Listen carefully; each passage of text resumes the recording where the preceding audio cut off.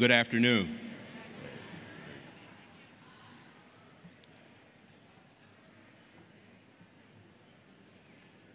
I call to order the fifth plenary of the 29th General Synod. We will begin this afternoon with Speak Out.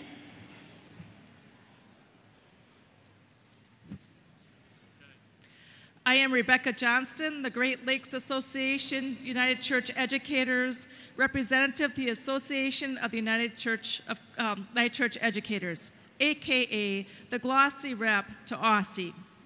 We are made up of pastors as teachers, educators, youth workers, seminary professors, Sunday school teachers, everyone who has a passion for faith formation and knows that faith formation is critical for the survival and the thriving of our church. Did you know that studies of the brain show that 95% of what we believe is hardwired in our brains by the age of 7? 95%. Therefore, oh, Bill Rischel just called me. Therefore, if we wait until 13 or 14 years old for our kids to go to a church during confirmation, it's already too late. So if we want to assure that our children have faith, we need to put our money where our mouths are and be sure to extend our extravagant welcome to our children's formation in the entire church, especially worship. Excuse me, before we continue with Speak Out, I wanted to announce the following. One of the reasons that we hate to give a batting order is that these matters are fluid and they're subject to change. The first order of business following Speak Out will be the Committee 6 divestment matter. Diane Roberts, Michigan Conference. As you look around the room, you see a sea of faces, faces that have generously volunteered their time to be here and do the business of the church. But behind that big screen up there and in the dark corners of each end of the stage, there are more faces that you don't see. They are the faces of the people who have been and are hard at work making sure that you get the most out of this great celebration of our wider church family. I am humbled by the generosity of spirit, the technical knowledge, organizational skills, and love for the United Church of Christ that these fine folks bring to us. Each day they give generously of their time with warmth, humor, and caring so that our experience is maximized. I would love to give a sincere and heartfelt thank you to the men behind the curtain and the ladies at the sides of the stage. Thank you, Jerry King, Dorothy Lester, Tom Reeves, Dennis Shear, Howard Teachema, and Jean Wallenfang.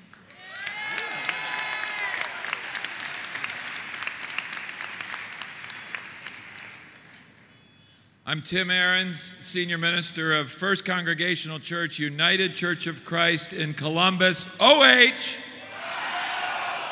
My friends, I'm here to honor the 7th Senior Minister of First Congregational Church, the Reverend Dr. Washington Gladden, the prophet of the social gospel. 95 years ago this day, he passed to eternal life. Last year on this day, the Episcopal Church began to recognize him as one of the great saints of the church, along with Walter Rauschenbusch and Jacob Riis. I hope we join the Episcopal Church this day and in continuing years to remember the legacy of the social gospel in those that we lift up. Gladden was an author of 66 books, never graduated from seminary, and yet attained one of the great leadership roles in American Christian history. Thank you, Washington Gladden.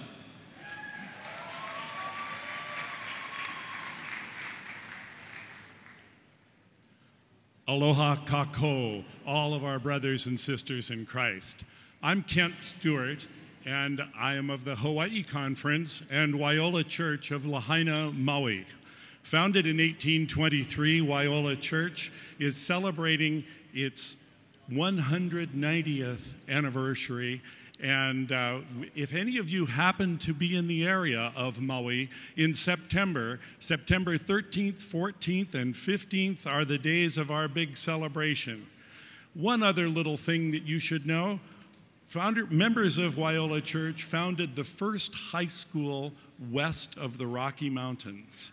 And we have just placed onto the UCC website our congregational profile in search of a new kahu or senior minister. So speak to us as you can. Come to Maui and visit. Aloha.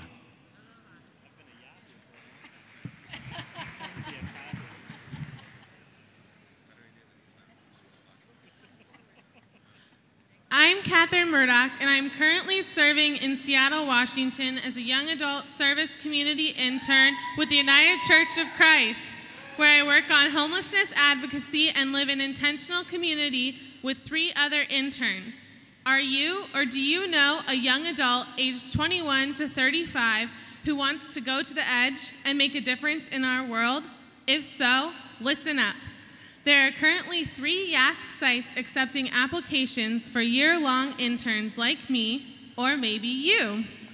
The 3 sites are Seattle, Philadelphia, and Carlsbad, California, right outside of San Diego. Opportunities are in advocacy and direct service, and the internship promises developing your leadership skills. It's a great way to spend a year learning and discerning what you want to do in life and how you want to do it. For more information, go to ucc.org/volunteer/YASK or stop by the Wider Church Ministries booth in the exhibit hall.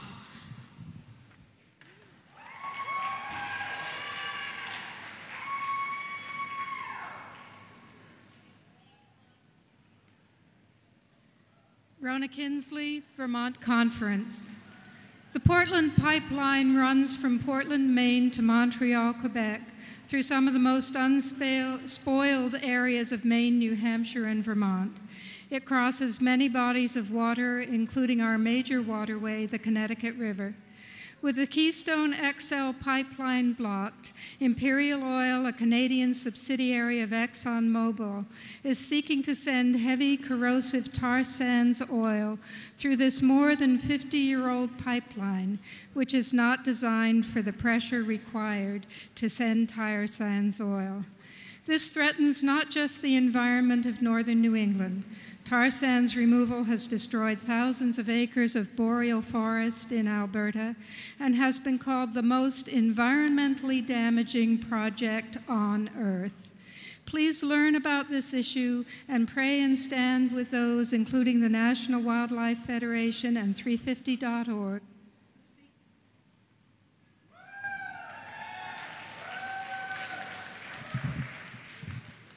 Let me know when to go. Ready? My name is Diana Madoshi. I'm California, Northern Nevada. UCC has consistently worked for justice. In that tradition, I'm calling on all of you to use your phone tomorrow, July 2nd, and call your representative or senator to vote no to any cuts to Social Security, Medi-Cal, Medicaid, especially any cuts, especially the chain PI. It is a cut. We never thought we would see the Voting Rights Act decimated. Don't be deceived. We don't want to see Social Security decimated. Poverty, and for seniors, working families, we will be in trouble if we don't act now. Please call the president tomorrow at 202-456-1111. No to the chain PI.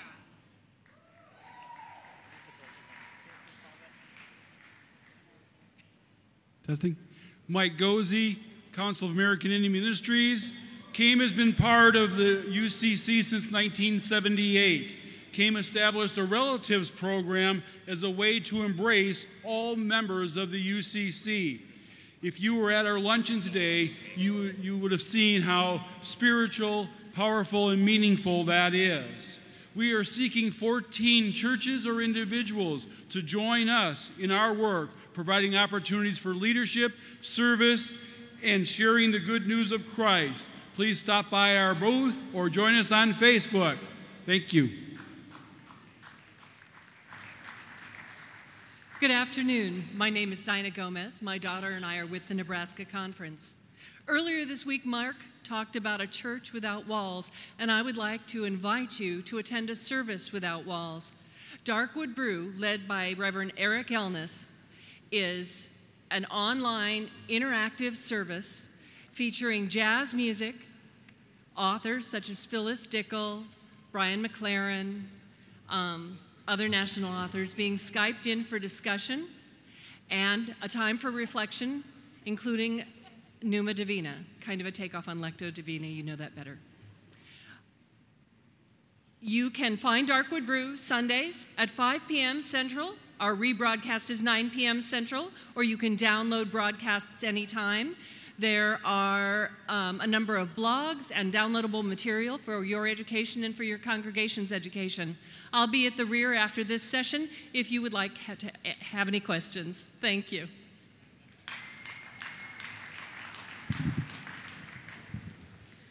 Hello, Natalie Renner from the Indiana-Kentucky Conference. I'm a member of our conference's Outdoor Ministries Committee, and I would like to speak out on the importance of the outdoor ministries and our UCC camps. I've been involved in our conference's Camp Merom for 17 years as a camper and a counselor, and I can truly say that the experiences, relationships, leadership opportunities, and spiritual growth that I've encountered at camp has changed my life and my faith. I would not be here at General Synod without that time at camp. It is a place where everyone is loved and accepted. It's a place for youth of all walks of life to experience God's Spirit and participate in true fellowship. I encourage the UCC youth to go to camp and invite friends to go with you. I encourage the UCC as a whole to support our camps by sending the youth of our churches and by praying for the ministry. And I know that money is tight everywhere, but I also encourage us to financially support this vital ministry. Thank you.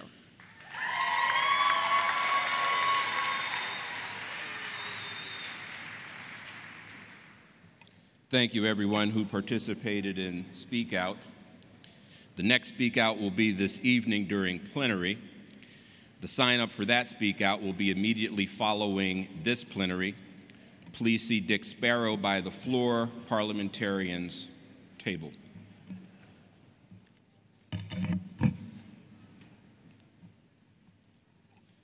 We will now return to our committee reports. The next report is from Committee 6. The piece of business is a resolution urging divestment from fossil fuel companies. The chair of that committee was Ralph Brown. This is a resolution of witness, which requires a 2/3 vote.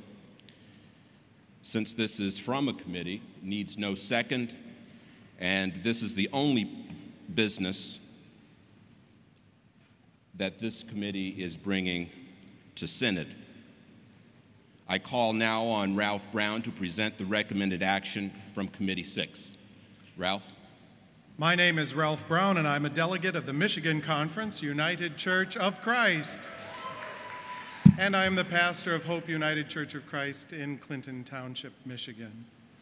It was my pleasure to work with Committee Number 6 on the resolution urging divestment of fossil fuel companies, which you have received and can be found beginning on page 5, line 1159 in the resolution packet.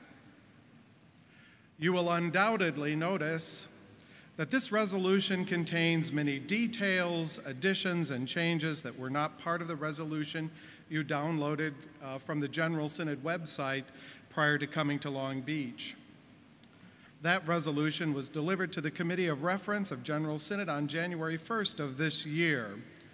The substitute that comes before you from Committee 6 is the result of many months of collaboration between the author of the resolution, Reverend James Antall, Conference Minister of the Massachusetts Conference, and one of the opponents of the resolution, the United Church Funds and its president, Don Hart.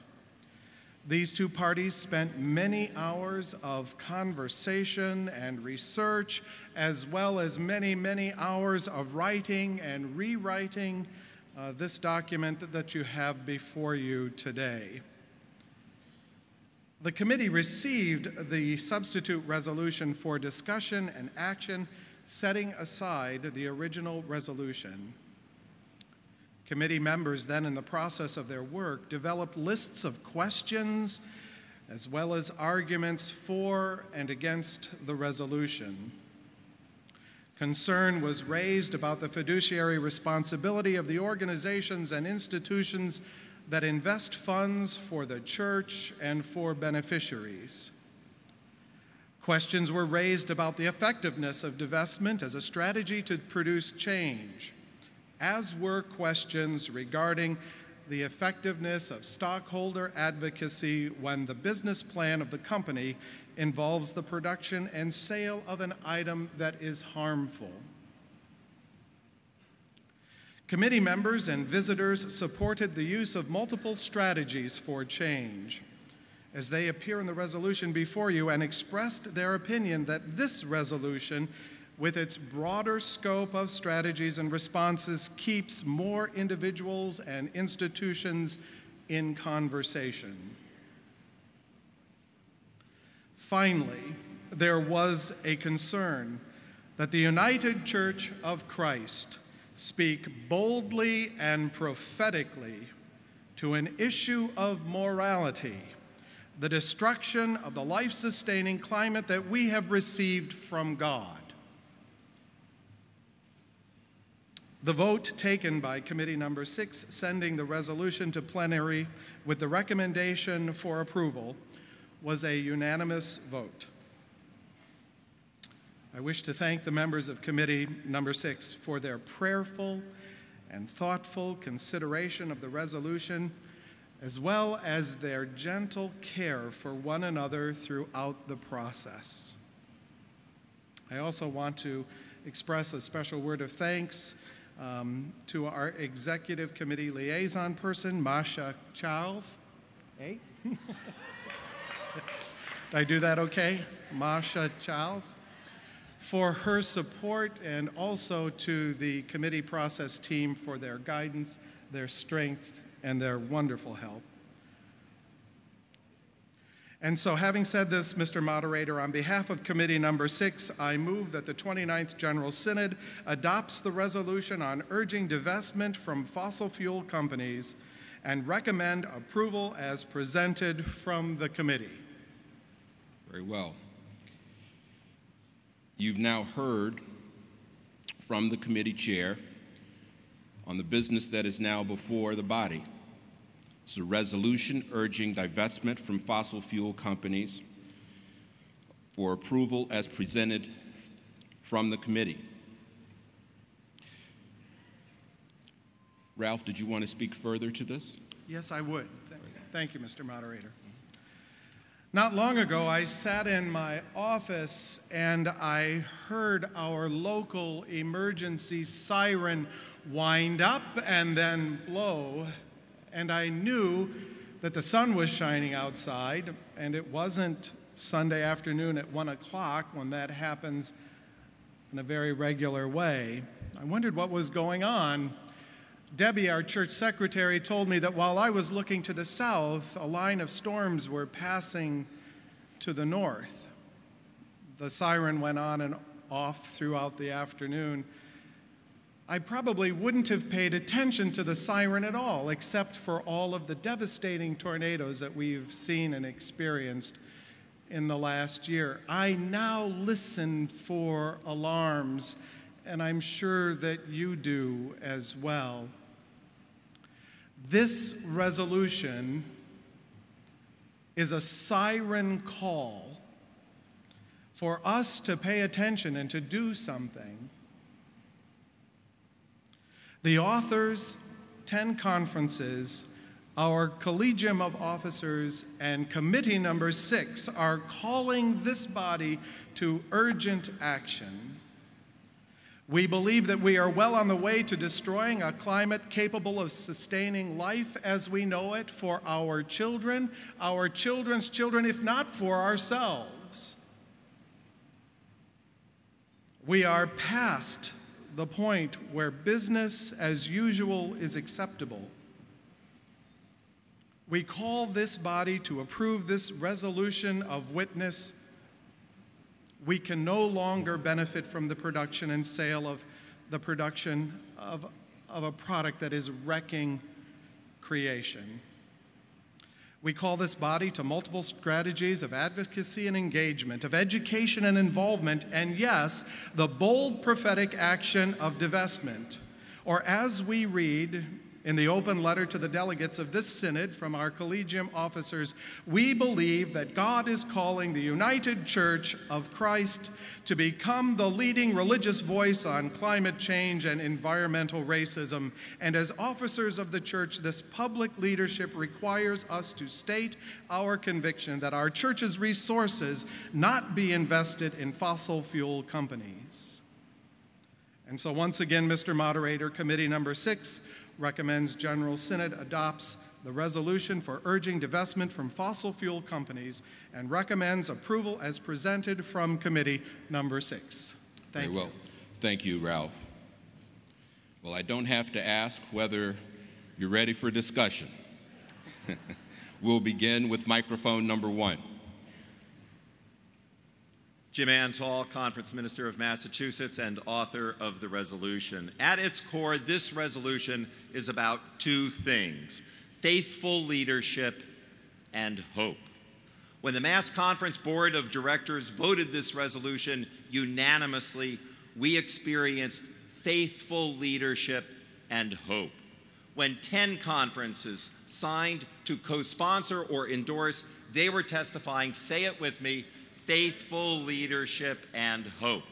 6 days ago, when President Obama made the most bold statement on climate change of any world leader in history and even urged divestment from fossil fuel companies, the whole world was injected with faithful leadership and hope.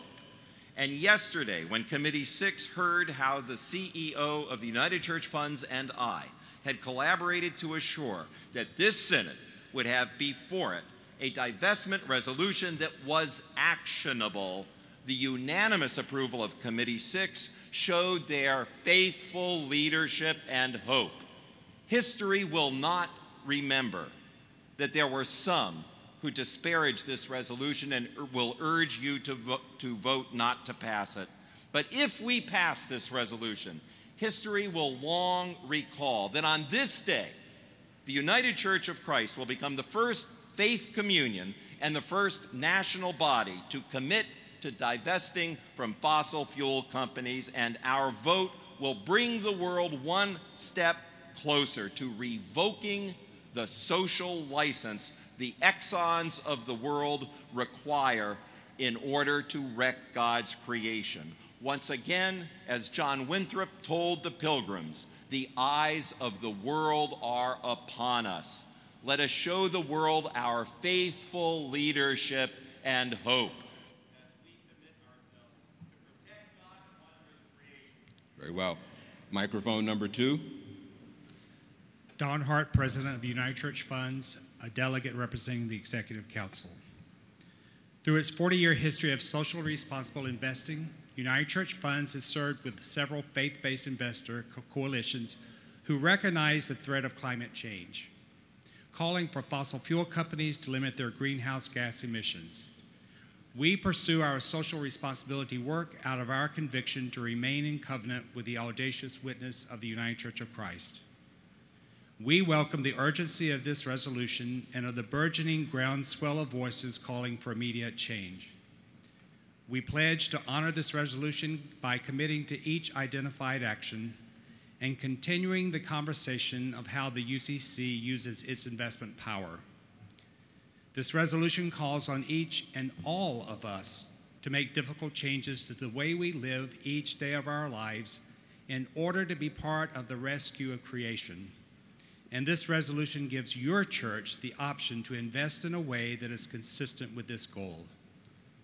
For United Church Funds, the road ahead will not be easy or cheap.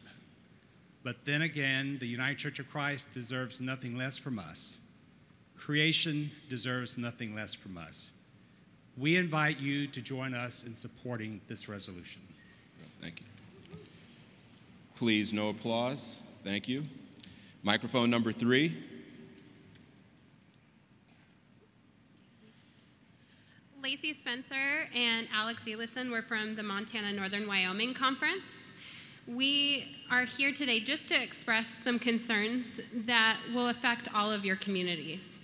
Our information comes from the Ecology Global Network, the National Mining Association, and the Energy Information Agency.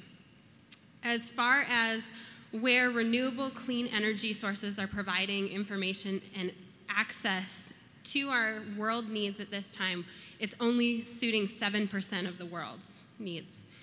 That means that fossil fuels and nuclear energy are sufficing 93% of the world's use, and nuclear energy is only using 6% of that.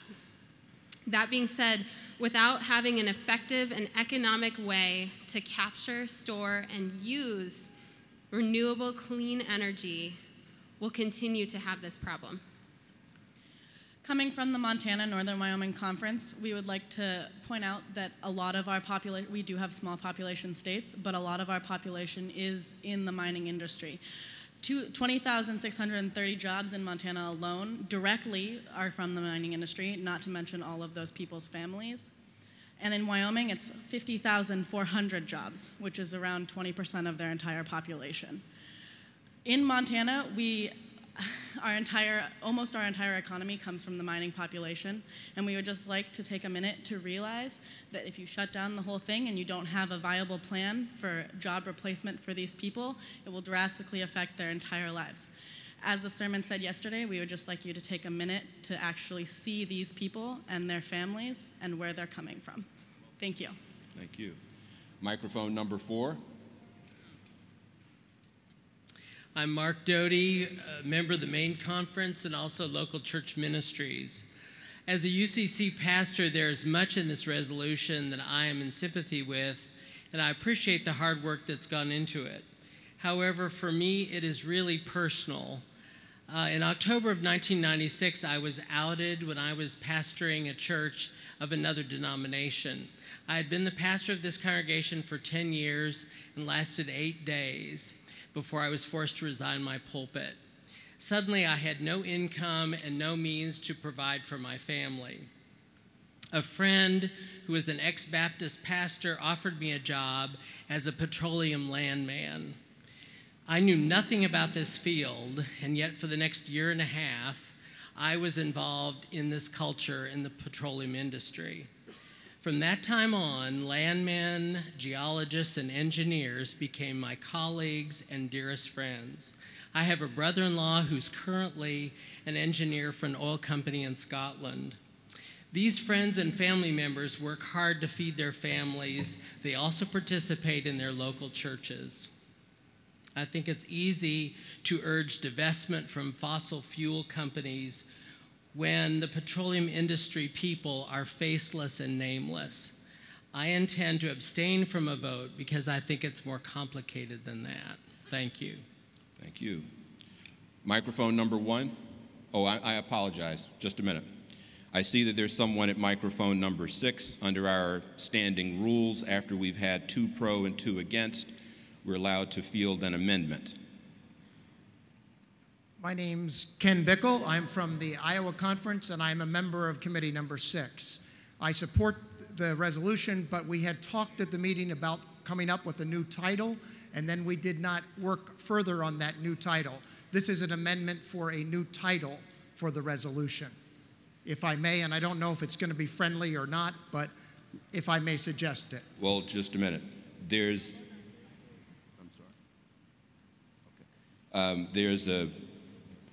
an amendment, a motion for an amendment. Is there a second? Very well. Could you speak up, sir? Okay, the amendment would be this. The title would be this. Resolution urging divestment, along with other strategies, from fossil fuel companies to address climate change. Very well. We had compromise on the committee, and this addresses that compromise. Mr. Brown? We have information from the author and suggesting this would be received as a friendly amendment. Very well. And so we will receive this amendment to change the title from Resolution Urging Divestment from Fossil Fuel Companies to Resolution Urging Divestment, along with other strategies, from fossil fuel companies to address climate change. Very well. Thank you very much. And the moderator does appreciate, and this is instructive for the rest of you throughout our business plenaries, that the amendment was submitted properly in writing to the parliamentarian before the speaker took the microphone. We appreciate that. All right, now back to microphone number 1.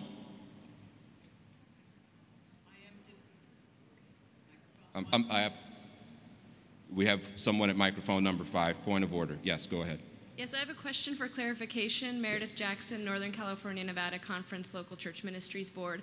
I'm wondering, what is the financial impact for those who hold funds in United Church funds? Very well. Mr. Brown. Mr. Moderator, may I ask Don Hart from the United Church Funds to answer that? You may cede your time to Don. Yes, thank you. We do not have any information about what any financial impact may be. This is work that is yet to be done. It will be something that is carefully studied. Any kind of actions that we take will be fully communicated to any investors, and the impact that is made to current investors will not be significant. And the resolution calls for a fund that is free of fossil fuels to be established. That would be the initial fund that would be affected by it, but the current funds initially would have no impact. Thank you. Microphone number 1. Yes, I am the Reverend Davita Foy Crabtree, Acting Conference Minister, Missouri Mid-South Conference. For the past 10 years, the Connecticut and Central Atlantic Conferences have had a partnership with the people of Colombia in South America. In 2006, I visited there, one of many trips I have made there, and it happened on that trip that we had the opportunity to meet the leader of the Uwa people, who are from eastern Colombia. This leader was reluctant to speak to us because most Christians he has met have tried to convert his people. But when he finally realized who we were, he did speak with us.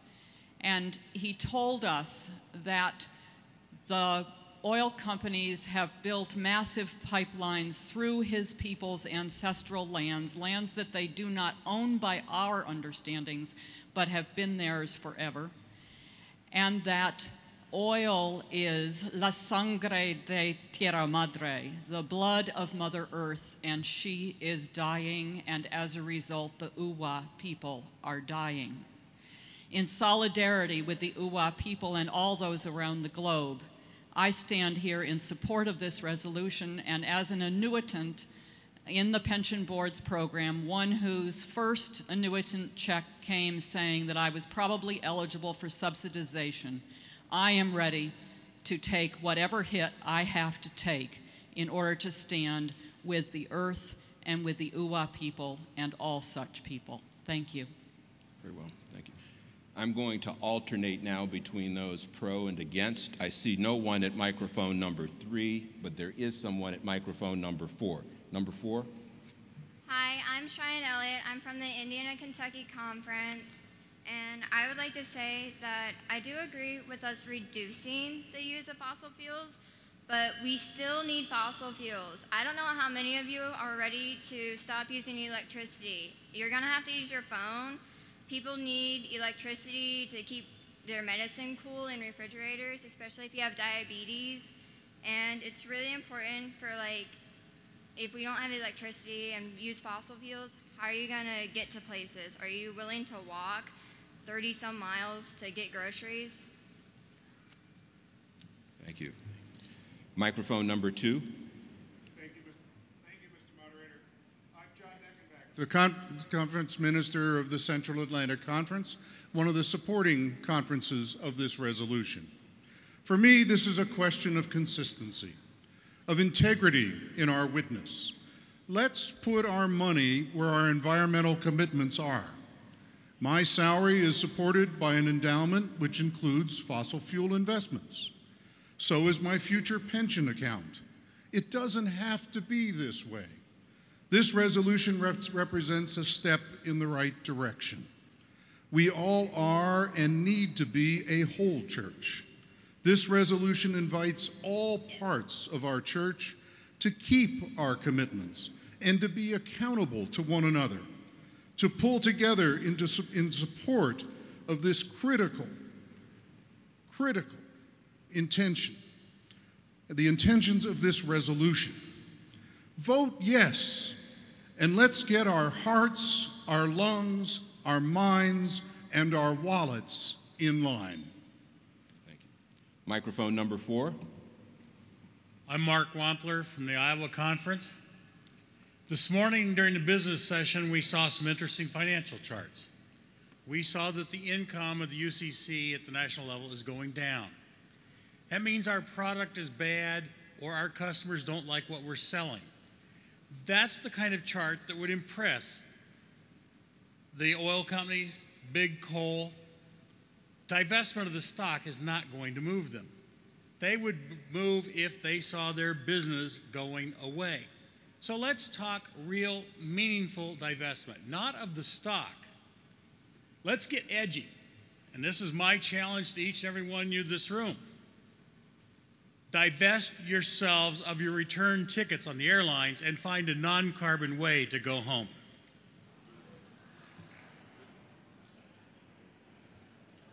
Microphone number 1. Thank you, Mr. Moderator. My name is David Gajewski. I am the conference minister of the New York Conference and also one of the co-sponsors of this resolution. Very shortly after the devastation of Superstorm Sandy, where hundreds of thousands of persons were impacted and will be impacted for years to come, we in New York began to strategize how we would respond. In addition to our response to the phenomenal amount of human need, we also were clear on what the impetus behind this quote-unquote once-in-a-100-year climate event was. How often will we call these frequently occurring events once in 100 years before these words are readily recognized as ludicrous? In New York, we know that Superstorm Sandy is a result of a scientific fact, and that fact is 30%. The acidity of the Atlantic Ocean has increased by 30% due to our addiction to fossil fuels. Because Long Island and the greater New York area was slapped in the face with Superstorm Sandy, New York has resolved that our response will include speaking ceaselessly about global warming. I speak in support of this resolution as amended because I know that Superstorm Sandy is not a once-in-a-100-year storm and that our life on this planet is at a critical juncture. Prudent investor rule with regard to investment soundness cannot be allowed to trump our survival on this planet. Thank you. Microphone number 4. My name is Greg Larson. I represent the Platte Valley Association of the Rocky Mountain Conference in northeastern Colorado, one of the hotbeds of the controversial fracking, one of the hotbeds of drill, baby, drill. I've heard it spoken just recently, faithful leadership and hope includes me to be mindful of my northeastern Colorado constituents, a few of which my own members from the church that I lead and worked so hard to lead work in these same very controversial fields that we may choose to divest within. We may pass this resolution returning to our consumerism cars, our homes with heat, air conditioning, and coal-driven electricity, and without addressing the industrial waste left behind, such as the article in Christian Century magazine just recently addressed in North Dakota. When the boom has busted. While my whole heart and soul and every fiber of my faith being resonates with this resolution and the environment, without addressing first the consumerist aspect, the need for renewable energy, the need for renewable building material, lighting, my fear is a presentation of the United Church of Christ in hypocrisy as we go about our business while not having a voice at a table in an attempt to inject an environmental conscience into companies that may indeed desperately need one. I'm voting no until we address the consumerism that drives the beast. I'm willing to take the hit too, as it was earlier spoken, when consumerism, or as it has also been spoken, our addiction is addressed. Right now, walking back to Colorado with the amount of material I purchased in the exhibition hall is rather impractical. Microphone number 2. My name is Morgan Bates. I'm a delegate from the Pennsylvania Southeast Conference. While I like to keep my age out of the church matters, I think it counts here. I just turned 17 here at Synod, and this resolution is crucial to my generation. This decision that will be made today could make or break the future of the United Church of Christ and the world. We need to act now and speak up about the dangers of continued energy consumption to protect our present, our futures, your children, and grandchildren's futures. And as the Iroquois put it, to the future of the seventh generation. Before you vote today, think about me. Think about your younger delegates here. Think about the 2030s. Think about yourselves. Think about the world. Microphone number 4. I'm Miguel Frias. I'm from the Illinois Conference. However, I represent Primera Iglesia de Cristo in Joliet. While I am for slowing down our use of fossil fuels, I have to think about my church, and I'm not from a church that has a lot of money. I'm not from a church that pays the pastor a lot of money. I'm not from a church that has a lot of money to spend on their youth. I'm from a church where I'm the youth minister and I volunteer. I have 2 other jobs, and one of those paychecks goes to my youth to do events. The pastor works 2 jobs. A lot of the money that they get comes from our workers, and many of them are undocumented. They go with their 5 to 6 kids in each family to our church. There are times where the heat is not on because we are saving that money for another day, so we come with electric heaters and heat up our church, and we still sing, pray, have a very good time, and we feel the Spirit. There are times where we just now got AC in our church. I understand it's very easy to say we have to step away, we have to do the responsible thing, and when you have money, that is a convenience you can say. But when you do not have money, and it is your faith that keeps you together strong and united in a church, we have to think very carefully, not as this synod. Yes, we are here as the voice of God. Yes, we are voting for him and the world to see us as the UCC. We also have to think of those small churches that are not here, that do not have representation, that do not have a voice, that are in your conferences and in your states. We have to think about them and how they're going to continue, because we have a lot of churches that have left the UCC thinking as, yes, we are the body, but there are a lot of churches that are leaving because honestly our policies do not include them, do not think of them, and are not practical in the sense that they can actually try to be part of it. People join the UCC to feel included and loved and to have a voice. And sometimes we just need to think about that, the little people, because without the little people behind the big person, there's no support, there's no love, there's no care. We will not be here in 20 or 30 years. So. Microphone number 1. Thank you, Mr. Moderator. My name is Charles Desmond, and I'm a delegate and board member from the Massachusetts Council. There's an avalanche of scientific evidence showing that our Earth is dying. Its death is being orchestrated primarily by fossil fuel companies, companies that are committed to a failed business model that will, and I emphasize will, destroy the planet.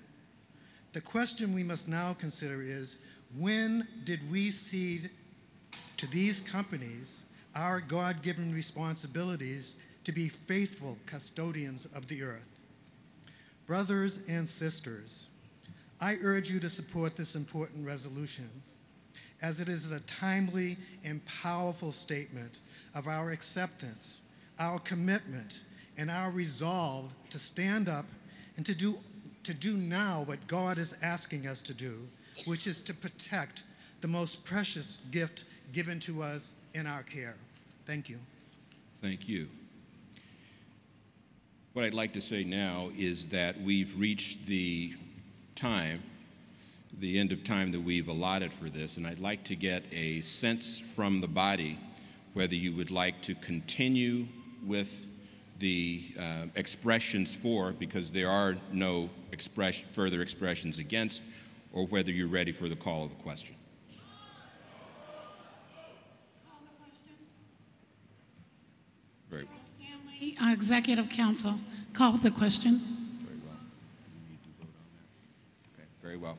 There's been a request that we call the question. Very well. It's been moved and seconded that we call the question. Let's get ready to vote with your devices in hand.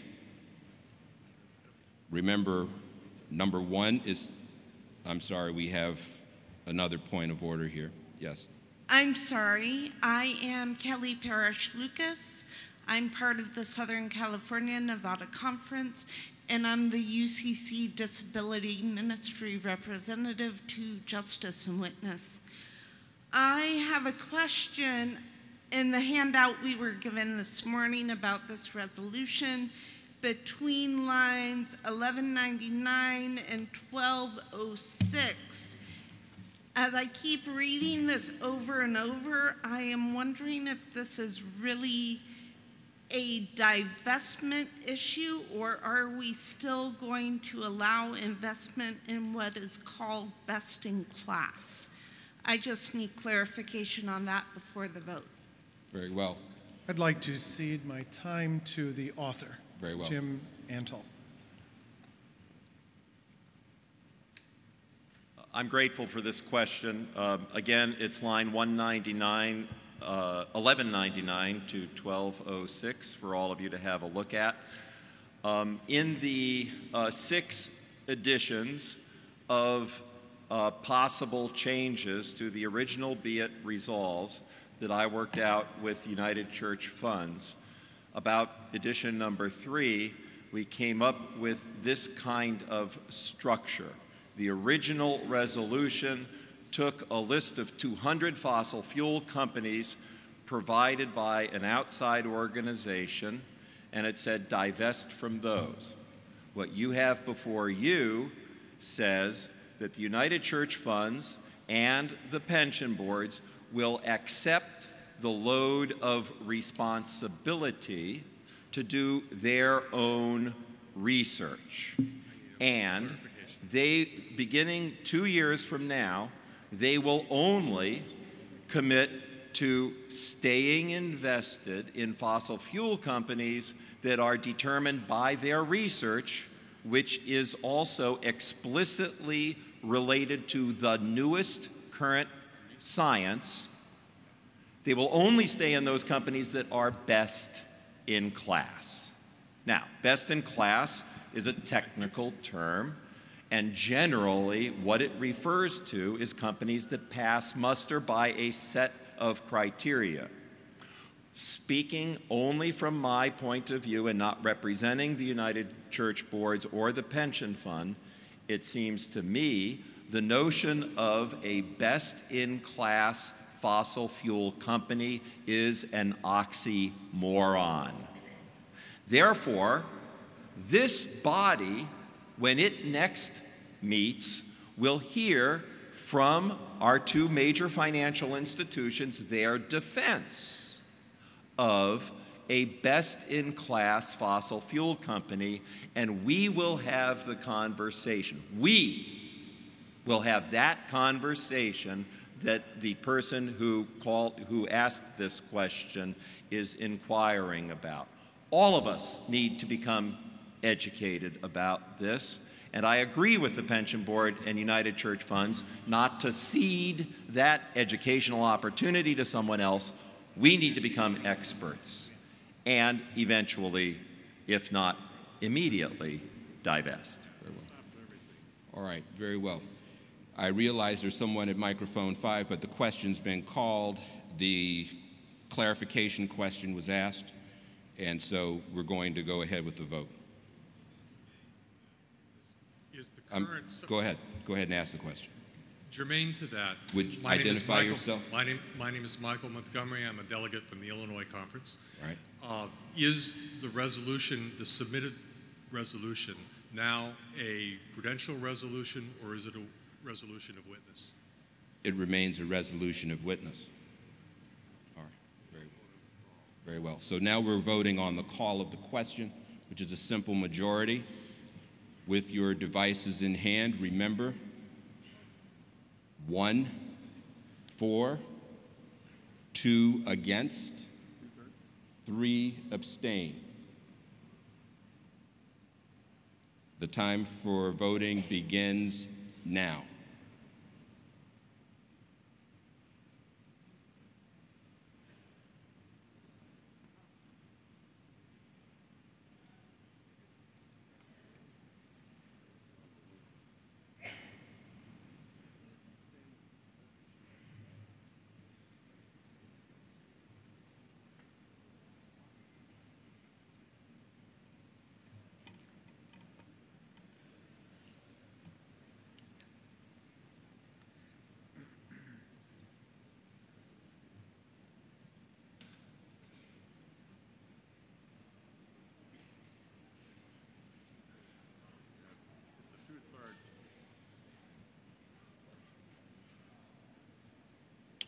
All right. As you can see, with 784 responses cast, the motion carries with 77.9, and let me just admit my error. I stated that the call of the question required a simple majority. It requires 2/3, but of course, we have that. All right. So the question is called, and we will now move to vote on the resolution as amended. Please recall that the amendment was simply to the title. The body of the resolution has not changed. The title change is as follows: Resolution urging divestment, along with other strategies, from fossil fuel companies to address climate change. Yes. Yes. Tim Ahrens from Ohio. What you just said was confusing. Are we voting on the title? We thought the title was accepted. It sounded like we're voting on the title. No, sir. Okay, restate that, please. Okay.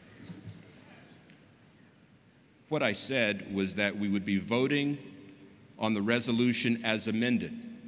And what I endeavored to do, apparently not carefully enough, was to indicate what the amendment was. That is the only change. The body of the resolution did not change whatsoever. All right? So with that in mind, voting devices in hand, remember 1 is for, 2 against, 3 abstain. The time for voting begins now.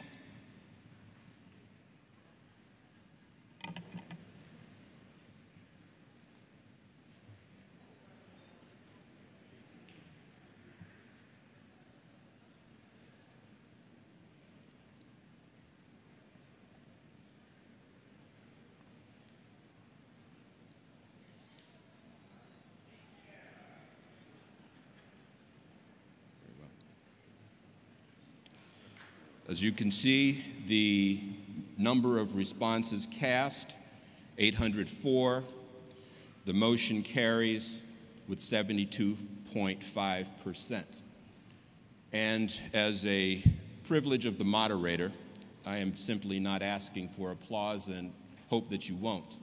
But this resolution was a model on how divergent opinions in the name of God can come together and create compromise that does not countenance compromise of one's integrity. Dr. Antal could have asked for more. Don Hart could have resisted more. Yet they were able to come together, and this is a model of how legislation in the UCC should work. I thank them for their work.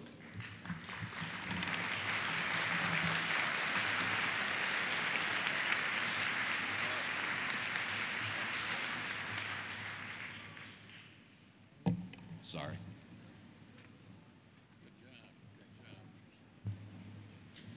Microphone 5. Hi, this is Julia Swain, Northern California, Nevada Conference. You might have been about to do it, but I'd like to hear the numbers of the resolutions that will happen in this session. I can tell you that the plan as it exists at this moment, and I make no guarantee that that's going to last beyond this moment, is we're moving now into the elections. Following the elections, we will have another block of committee reports, and we are planning to hear from committee number 2 and committee number 10. Thank you. You're welcome. It is now time to move to the election and affirmation of the Board of Directors, the election of moderator and assistant moderator, and the election of the nominating committee of the United Church of Christ. The first election will be for those at-large positions in the United Church of Christ Board and the moderators. I call on Ms. Penny Lowes, Chair of the Executive Council. Penny. Thank you, Madam Moderator. I move that the 29th General Synod elect the 36 at-large nominees as selected by the nominating committee and posted for delegate review since last February for election to the United Church of Christ Board. The question is before the House. Is there any discussion?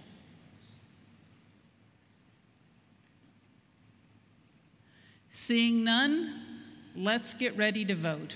All in favor of electing the at-large nominees for the United Church of Christ Board as presented to the General Synod in the report of the General Synod Nominating Committee will press 1 on your keyboards. Those opposed will press 2. Those wishing to abstain will press 3, and voting begins now.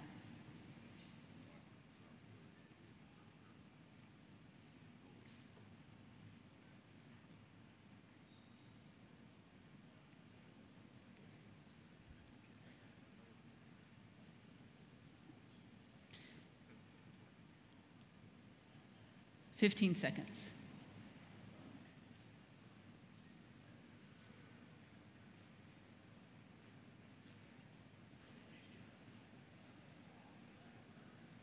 Five seconds.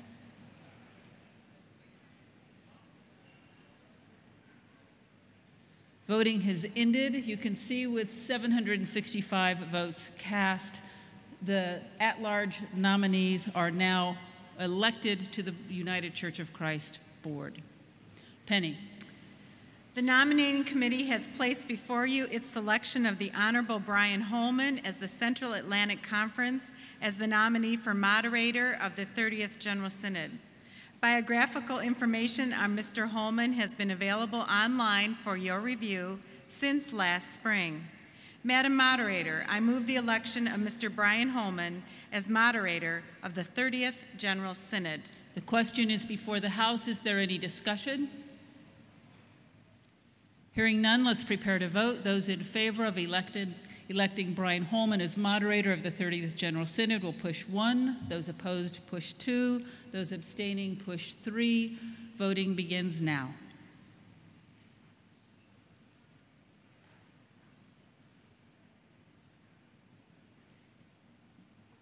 Fifteen seconds.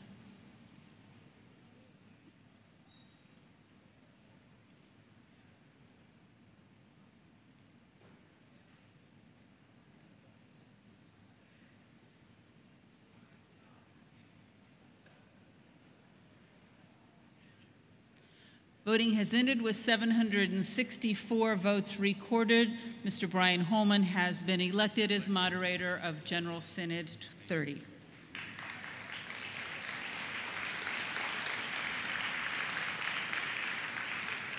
Our next election is for the election for assistant moderator of General Synod 30 as presented by the nominating committee. Penny again. The nominating committee has placed before you its selection of the Reverend Sue Art of the Illinois South Conference as the nominee for assistant moderator of the 30th General Synod. Biographical information on Ms. Art has been available online for your review since last spring. Madam Moderator, I move the election of Ms. Sue Art as assistant moderator of the 30th General Synod. The question is before the House. Is there any discussion? Hearing none, let's vote. on whether or not you wish to elect Sue Art as assistant moderator of the 30th General Synod. Those in favor vote 1, opposed vote 2, and abstain by pushing 3. Voting begins now.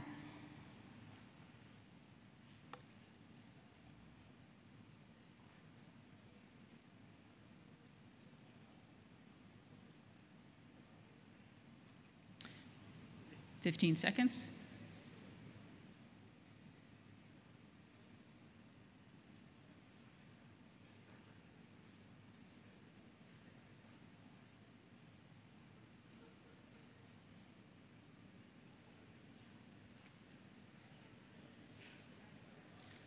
The voting is ended with 690 votes recorded.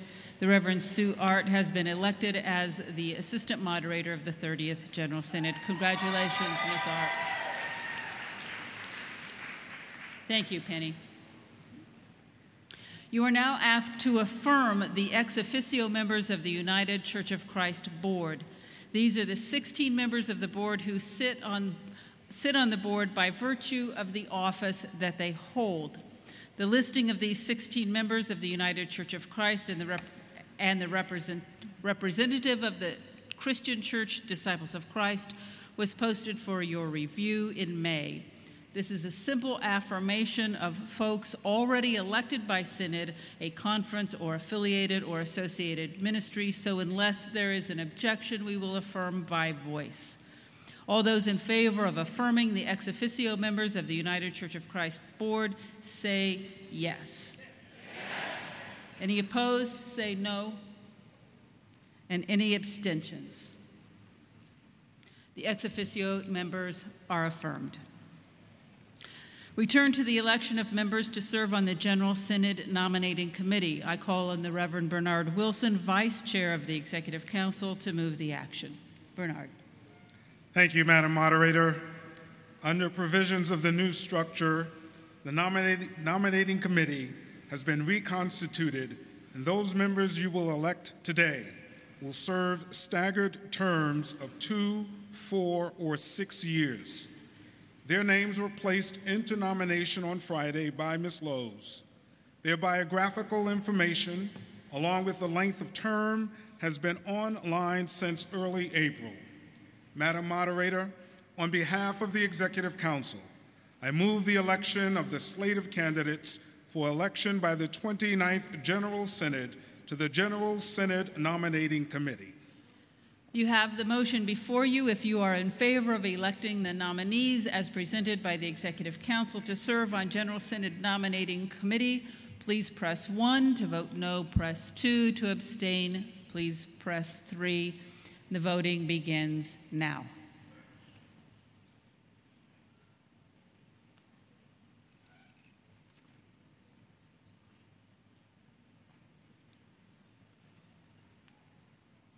Fifteen seconds.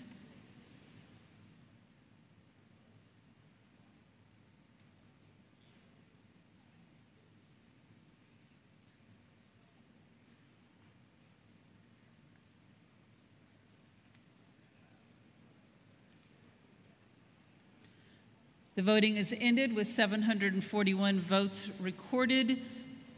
The motion has passed. The nominees have been elected to the General Synod Nominating Committee. Thank you, Bernard.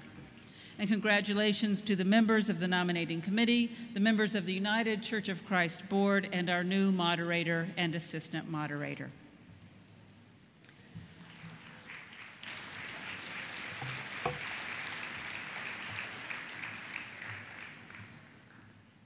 We now will return to committee reports. And the next committee will be committee number 2. The committee dealt with on making UCC church buildings more carbon neutral. This is a resolution of witness which will require a 2/3 vote. Microphone number 5. Thank you, Madam Moderator. Sylvia Farrell-Jones, Massachusetts Conference, here as a delegate from the Executive Council. On 3 of our most recent 5 votes, my vote did not go through, and the votes of several people sitting near me did not go through. So, the people over there, So I would ask that you give us more time because the computer is obviously not registering the votes. All right. Thank you. Thank you, Sylvia. Committee number 2 was asked to deal with the question of making UCC church buildings more carbon neutral. This is a resolution of witness. It will require a two-third vote, and this is the only piece of business that is coming from this committee. And so I now invite Sarah Jane Brace to introduce this piece of action. Thank you, Madam Moderator. Good afternoon, delegates and visitors of General Synod 29. My name is Sarah Jane Brace, and I bring you greetings from the Pennsylvania Northeast Conference and Committee number 2. The committee enjoyed discussing this resolution and learned a lot about what it means to become carbon neutral. Throughout the discussion, we were able to get to know each other's differing opinions and were able to move to a consensus on what would be best to bring to the floor. Changes to the original resolution can be found on pages 2 and 3 of your committee packet, which was on your table this morning. These corrections can be found on lines 1038 through 1048. We made a few changes by cleaning up redundant text and clarifying what churches are encouraged to do. On behalf of Committee number 2, I move that the 29th General Synod adopts the resolution called on making UCC church buildings more carbon neutral and recommends approval. The piece of business is now before you. Would you like to speak to it? Yes, thank you, Madam Moderator. The committee deliberated about the resolution and had a discussion about the feasibility of this type of resolution. It was mentioned that appeals made to congregations are typically met with enthusiasm because of the environmental impacts. The encouragement portions of the resolution are what resonated with many committee members. Churches do not need to do this immediately and can work towards having a carbon-neutral building over a number of years. The committee felt the following changes were needed in order to bring clarity to the original resolution. They felt it was important to distinguish that the 2030 challenge referenced in the resolution came from Architecture 2030 and was not a UCC initiative. They felt it was important to add a line about all churches being encouraged to conduct an energy audit, as this is the first step in the process to becoming carbon neutral. The committee feels strongly this is something General Synod needs to adopt, as there are significant climate changes occurring all over the world. By reducing our carbon footprint, we are helping the environment one small step at a time. Thank you. The motion is before you. Is there any discussion?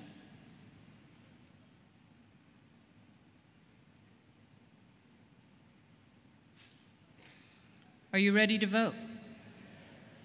All right. Those in favor of affirming this resolution on making UCC church buildings more carbon neutral, please have your keypads ready. You will be voting 1 to approve the resolution, voting 2 to vote no on the resolution, and voting 3 to abstain. Voting begins now.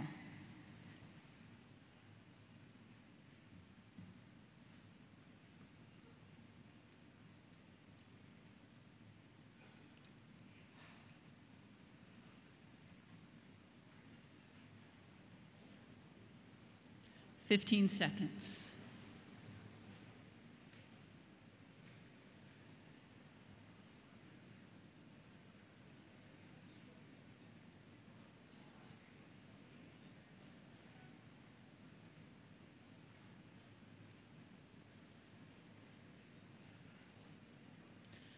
Voting is ended with 782 votes recorded.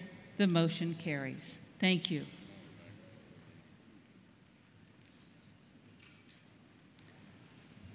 The next item of business will be a report from Committee number 10.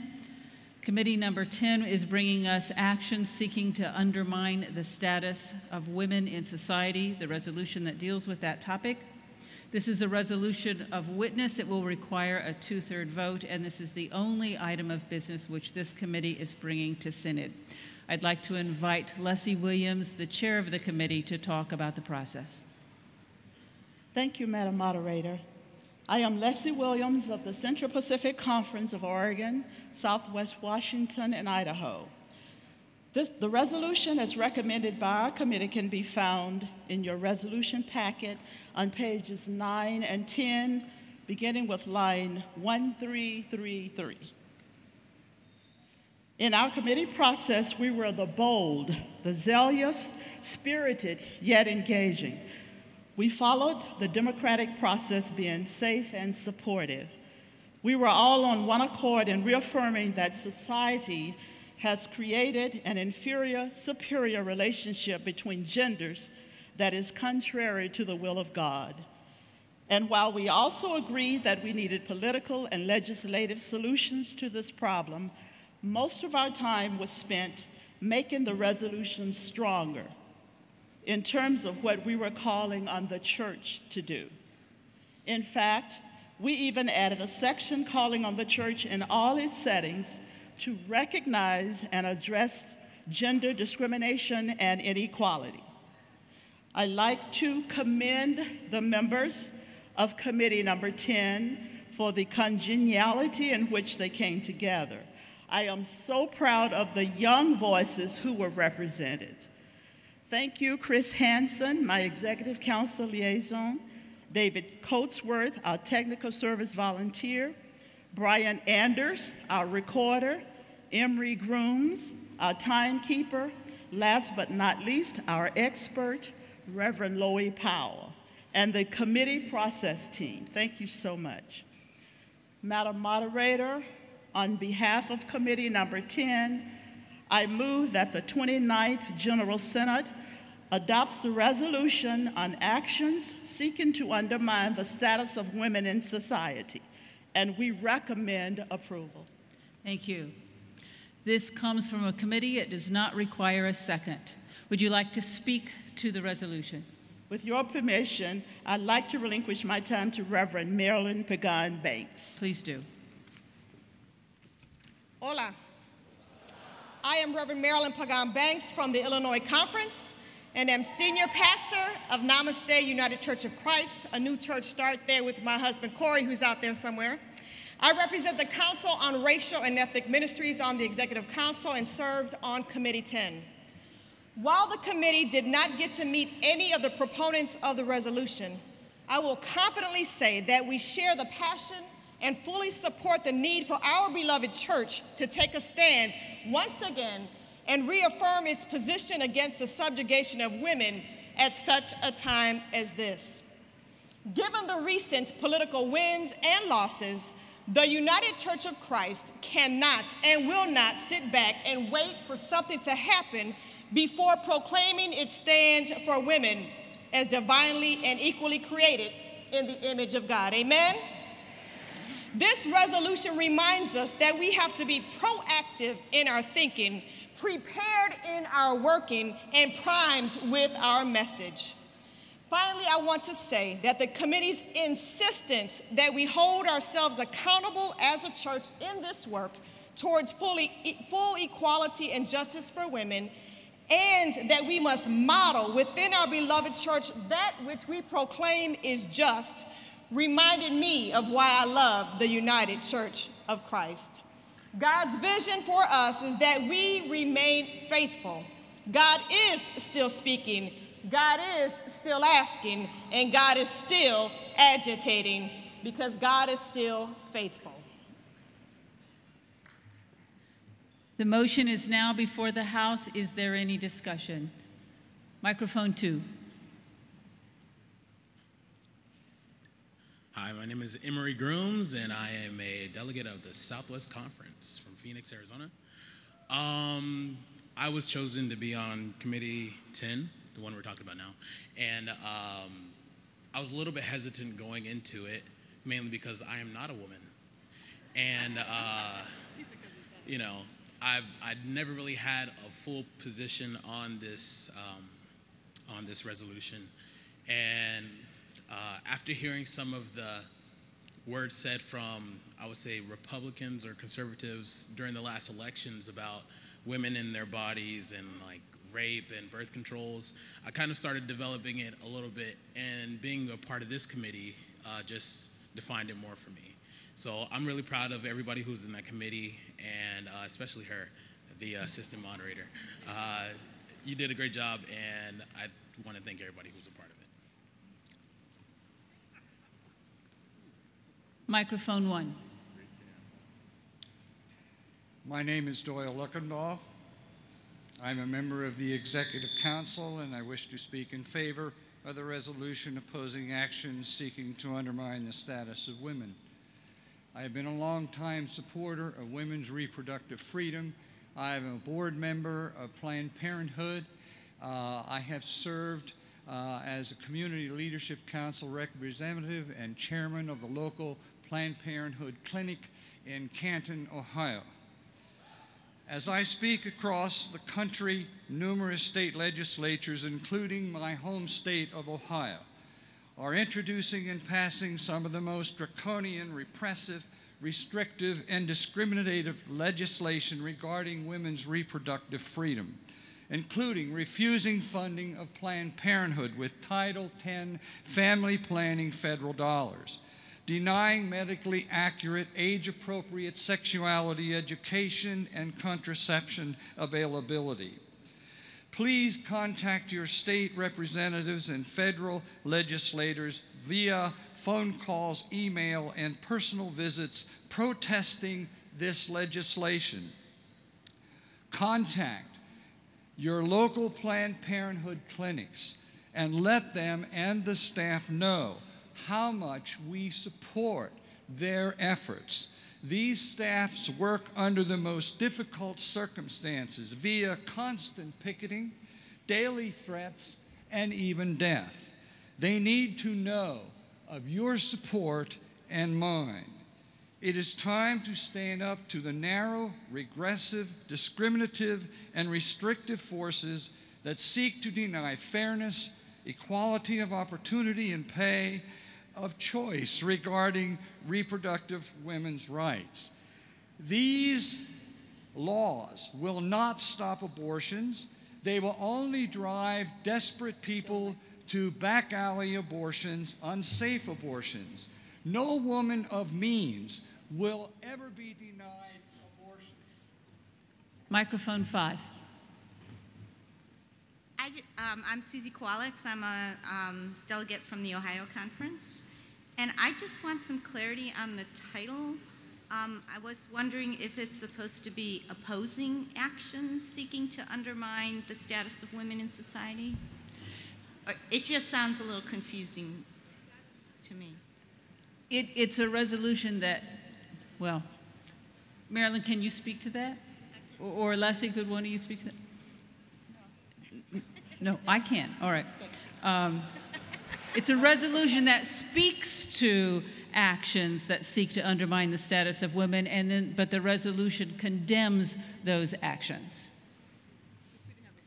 I see that there is someone at microphone 6, but there's also someone at microphone 5. So microphone 5.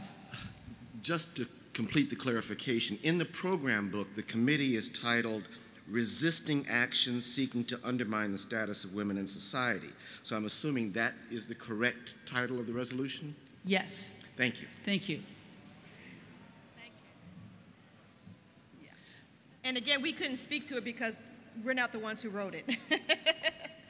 Now, I see that there's someone at microphone 6, and I know that they want to make an amendment. We have not yet had any speakers in opposition. Are there any who would like to make their way to a red microphone before I go to microphone 6? Seeing none, I call on microphone 6. Art Cribs, Southern California, Nevada Conference, Ecumenical Council, representing the pension boards. I'd like to offer a friendly amendment on line 1553 between the words United Church of Christ and conferences to add the words and urges. So it would read, the United Church of Christ calls on national staff of the United Church of Christ and urges conferences, associations, and congregations to recognize and so forth. Will the committee accept that? Yes, we will. Oh, thank you. Thank so you. amended. Is there more discussion? I sense, oh, microphone number 1. Wait, microphone number 6. Are you going to be bringing an amendment? Okay, if you could hold on just one moment while we get that in writing, and if I could go ahead and let microphone number 1 speak, and then we'll come right back to you. Microphone 1.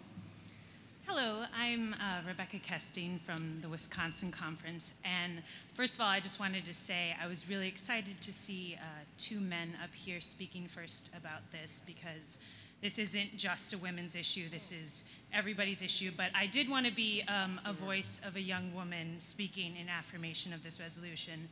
In the state of Wisconsin, we have recently had several political events that have been really discouraging. Our governor has removed equal pay for women, and we have had one resolution and continuing to be more about women's health rights and rights to their bodies. And I just have been very discouraged that we've been hearing so many voices in support of this, and how much it would mean to me to be a young woman, to hear about a community of faith speaking as a polar opposite to conservative voices of faith, to say, no, we do support women in all ways. We support them. We believe they are smart enough and educated enough and capable enough of making decisions for their life. And I urge you to support this resolution, to let women out there know that there are sisters and brothers and people of all genders of faith who support them. Thank you. Microphone 5. My name's Cindy Stoller. I'm from Massachusetts, and my clicker is not working consistently. I know I'm not alone, and while it might not have had any practical significance because the votes have not been close, in the interest of enfranchising everyone, would it be possible for each delegation to appoint one person to collect the votes of people whose clickers didn't work?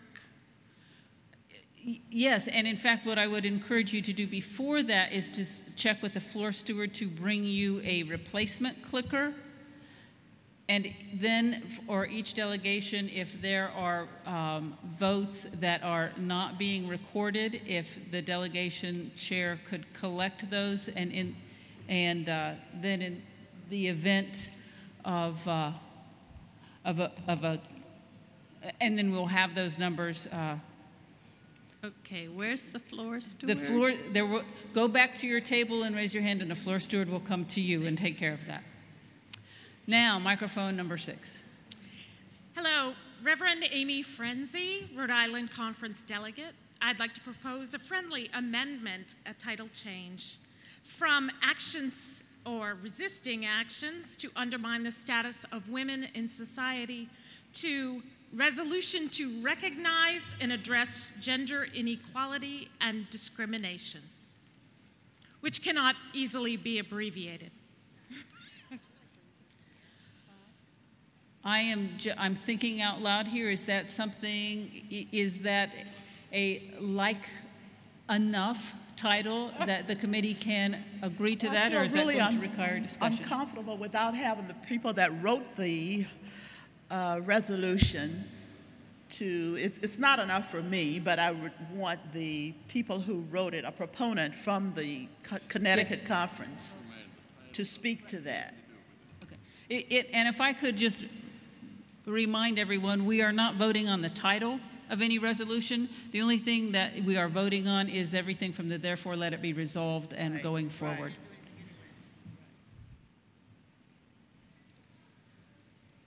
So, microphone number 1. Martha Jacobs from the New York Conference. 2 years ago, when there was the election of the senior leadership, an issue was raised concerning the fact that there were no women being added to the leadership, and I would just hope once this is passed that, in fact, I believe we were promised at the last General Synod that this would be looked into, and I don't believe it has. I certainly haven't heard anything about it, and so I would encourage both the new board and the senior leadership to look at why women did not apply for the jobs of the executives of this denomination. Thank you. No applause, please. Microphone number 2. John Kendall, Illinois Conference Delegate. Personally, I feel that it's kind of almost a little bit insulting, yet also quite very sad that 100 years almost after that we've talked about women's suffrage and allowed women voting rights and all different sorts of rights, that this is still being talked about and women are being discriminated against itself. I know I was just talking to a few friends beforehand. They're very supportive of being gender equality, being equal, both men and women and all other genders as well. I highly support everybody to vote this because men and women are equal, and without good women in men's lives, I mean, I'm 25 years old, but if you do not have good women, sometimes you can't have a good man there as well. Thank you. I see no one else at any microphone. I sense that perhaps we're ready to vote.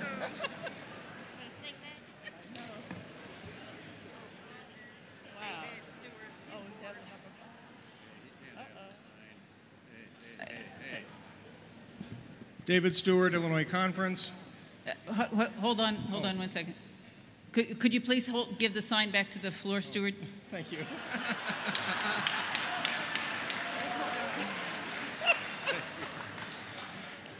Microphone 5. Thank you. David Stewart, Illinois Conference. I'm not sure whether we're still waiting for an opinion on the Plenary Amendment or if the delegate from Rhode Island was actually going to propose that as a motion. I know as recently as the last General Synod, it was protocol to vote on changes to titles because we had a similar situation where the title was against, and I proposed and was accepted to add again, or it was a similar situation where we added an against to make the title reflect that we were opposing what the motion was addressing. So it has been done in previous General Synods that we can change titles. Okay. Give me a moment to confer with the parliamentarian. As I do, with a shout out to Assistant Moderator from General Synod 28, Patty Arand, I pose this question: why are there no B-size batteries? Discuss.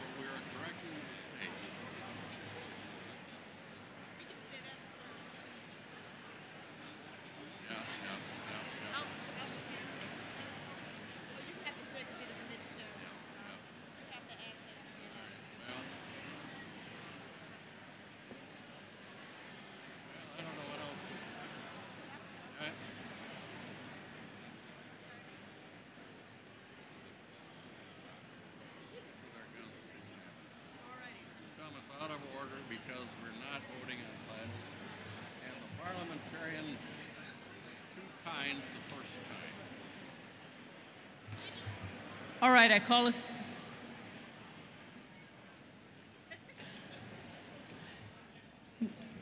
us back to order on the advice of the parliamentarian. And despite the fact that we may have acted differently even earlier in this plenary session, we are calling that amendment out of order because we do not vote on titles, we vote only on the substance of the resolution.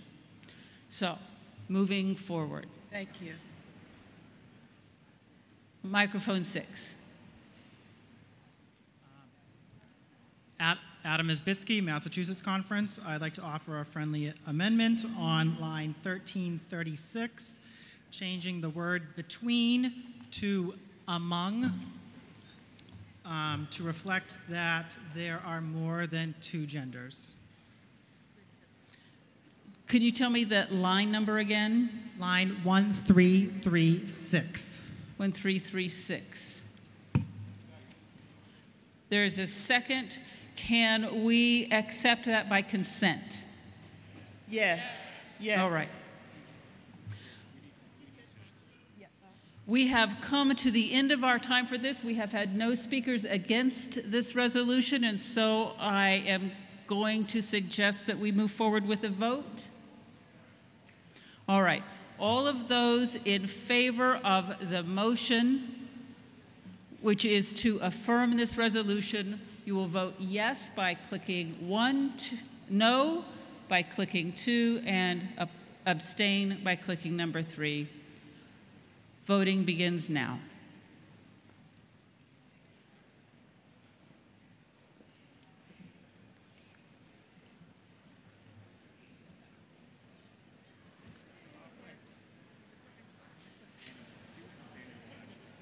Fifteen seconds. They do. They do.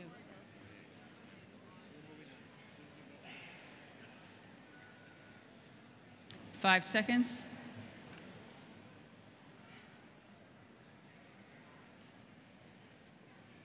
Voting is ended with 784 votes recorded. The motion passes. Thank you. Thank you. I now call on the Reverend Kent Salati, who is the chair of the Cabinet of Conference Ministers and Conference Minister of the Connecticut Conference, to recognize the new and retiring conference ministers. Hold on one second, Kent. Microphone 5. Good afternoon, delegates. I'm Joffrey Black, General Minister and President of the United Church of Christ. And now that this motion has been passed, I simply want to say a word to you, a word of assurance that the Collegium of Officers and I have taken into consideration the concerns raised at the 28th General Synod around the lack of diversity in the election of leadership and the lack of diversity, or seeming lack of diversity, in the polls of candidates, particularly regarding women. And we want you to know that if you think and look at the vision statement, the vision plan that was crafted post-General Synod, you will see that it calls for diversity of leadership and developing diversity of leadership. And that is specifically there as a target for us in making sure that we have diverse leadership, definitely including the leadership of women in our polls in the future. And one of the things that I would add is that as a primary and a very important step in that direction was the creation of an executive associate to the General Minister and President for leadership development and diversity initiatives. That is Loie Powell, and that position that she holds now is one of our ways of making sure that we move forward in this direction. So I just want to thank you for that, your attention, and let you know, to assure you that we have taken you seriously. Thank you. Thank you, Joffrey.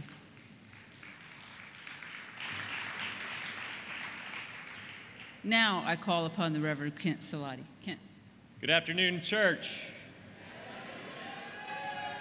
All of us are called to ministry in one form or the other. How magnificent and diverse and wondrous are our respective callings. In the United Church of Christ, there are some among us who are called into ministry and leadership in the wider church. The 38 conferences across the United Church of Christ call persons to serve as their conference minister. Each conference minister serves uniquely in their particular conference, where they are invited to help shape the vision, the mission, and the ministry of that conference. In addition to that, each conference minister provides leadership beyond that setting to serve in the Council of Conference Ministers and by providing leadership to other boards and committees and ministries of the wider church.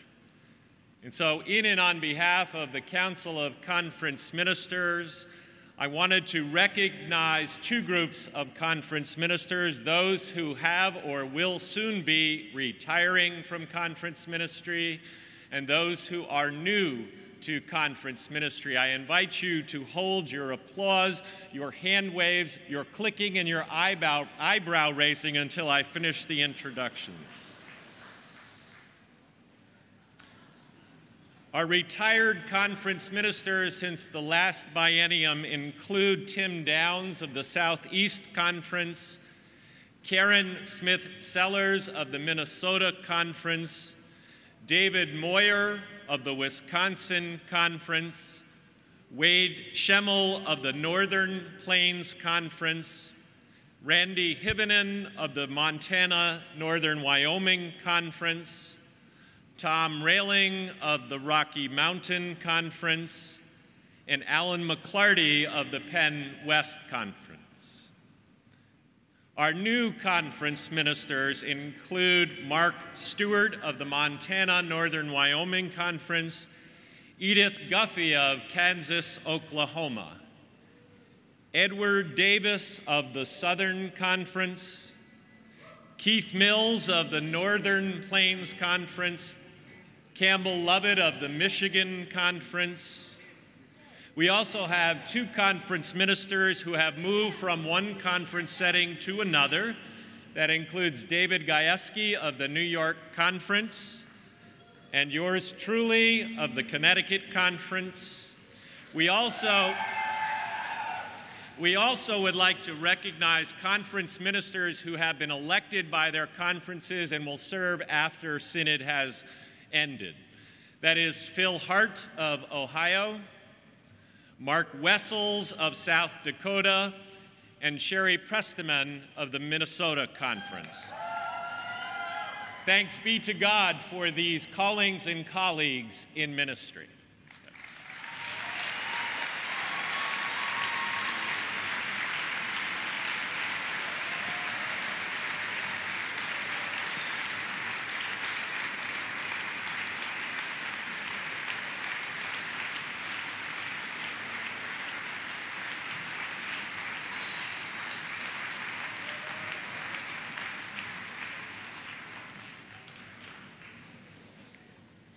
In just a couple of minutes, you're going to hear from Ann Poston, Director of Communications for the United Church of Christ. But first, please enjoy this short video on the Faith In Project, one of our vision plan strategies.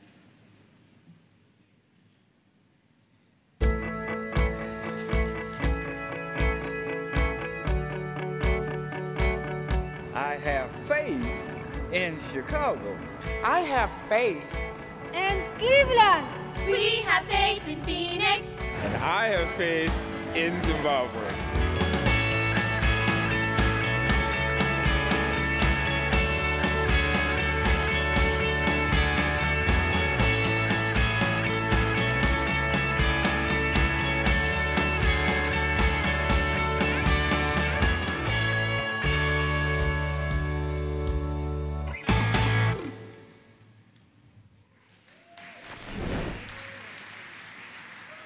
Good afternoon. We have faith. Faith in all of the places that you call home. Home in heart, in place, in faith in mind, home in mission. We have faith in Boston, and in Aurora, Colorado, and in Lamar, Indiana. We have faith in Chiapas, Mexico, in Damascus, Syria, and in Brazzaville, Congo. And we have faith here in Long Beach, witnessed by the hundreds who participated in the service projects on Saturday, and by the everyday witness of our brothers and sisters here in Southern California. We have faith, and we can express this faith in our service in all of the places that God has called us to be. Last summer at the National Youth Event, where thousands of youth gathered at Purdue University, we introduced something we're calling the Faith In Project. A project that invites all of us to boldly proclaim our faith in a still speaking God, and to live out that faith through mission and outreach.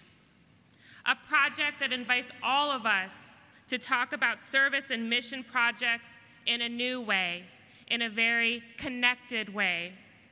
By connecting with others, you'll recognize that your after-school tutoring programs is a part of the global drive for literacy and education for all. You'll see that your food pantry or thrift shop is a response to unemployment in our nation and an important part of our entire church's work for economic justice. Your cleanup campaigns are your own environmental awareness efforts, part of a global initiative to stop taking creation for granted. Faith In says that we owe a debt to the communities that nurture us. It makes the case that the church must embrace both the wonders and the warts of the places God has planted us. It's a strategy outlined by the prophet Jeremiah. Seek the welfare of the city where I have sent you into exile and pray to God on its behalf, for in its welfare you will find your welfare. Today, hundreds of communities have lifted up their faith in, with recycling programs, book drives, clothing pantries, cleanups, outreach activities, and more. And outside their churches, large signs shout, "We have faith in this community," with many programs started by the youth themselves from National Youth Event last summer. But you see, there's also a sobering statistic in all of this. James Kunstler, author of The Geography of Nowhere, writes that sadly, more than 75% of people say they feel little sense of connection with their place, their community, their neighborhood. And the end result, he says, is that we're finding ourselves left with a whole lot of unlovable and seemingly unloved places.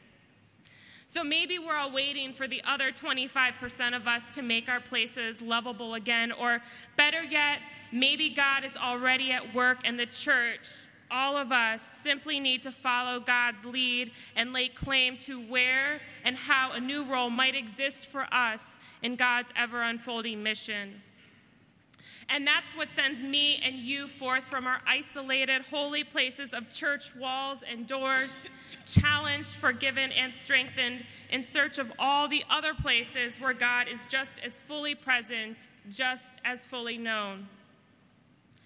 So this afternoon, it's my pleasure to introduce to you Peter Kageyama.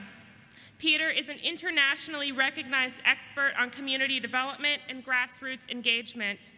He is the author of For the Love of Cities, which explores in detail the value of emotional engagement with our cities and how that connection is created and nurtured. This afternoon, Peter will explore what makes cities lovable and what motivates ordinary citizens, the you and the me, to do extraordinary things for their places. Hear how some cities, such as New Orleans, Detroit, and Cleveland, are using that energy to fill in the gaps that those official city makers have left as resources have disappeared. We meet those amazing people who are truly in love with their cities and how they are key to the future development of our communities. So please extend another extravagant UCC welcome to Peter Kageyama.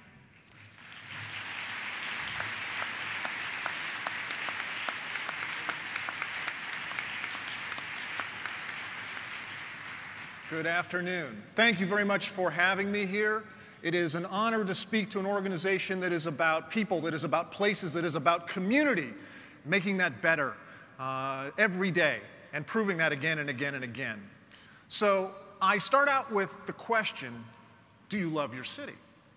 And I suspect that amongst this group, that's a pretty commonly held belief. We do love our cities. When asked, of course, we say we step up and we do something for our city. But sadly, as Ann had mentioned, that's not such a commonly held belief.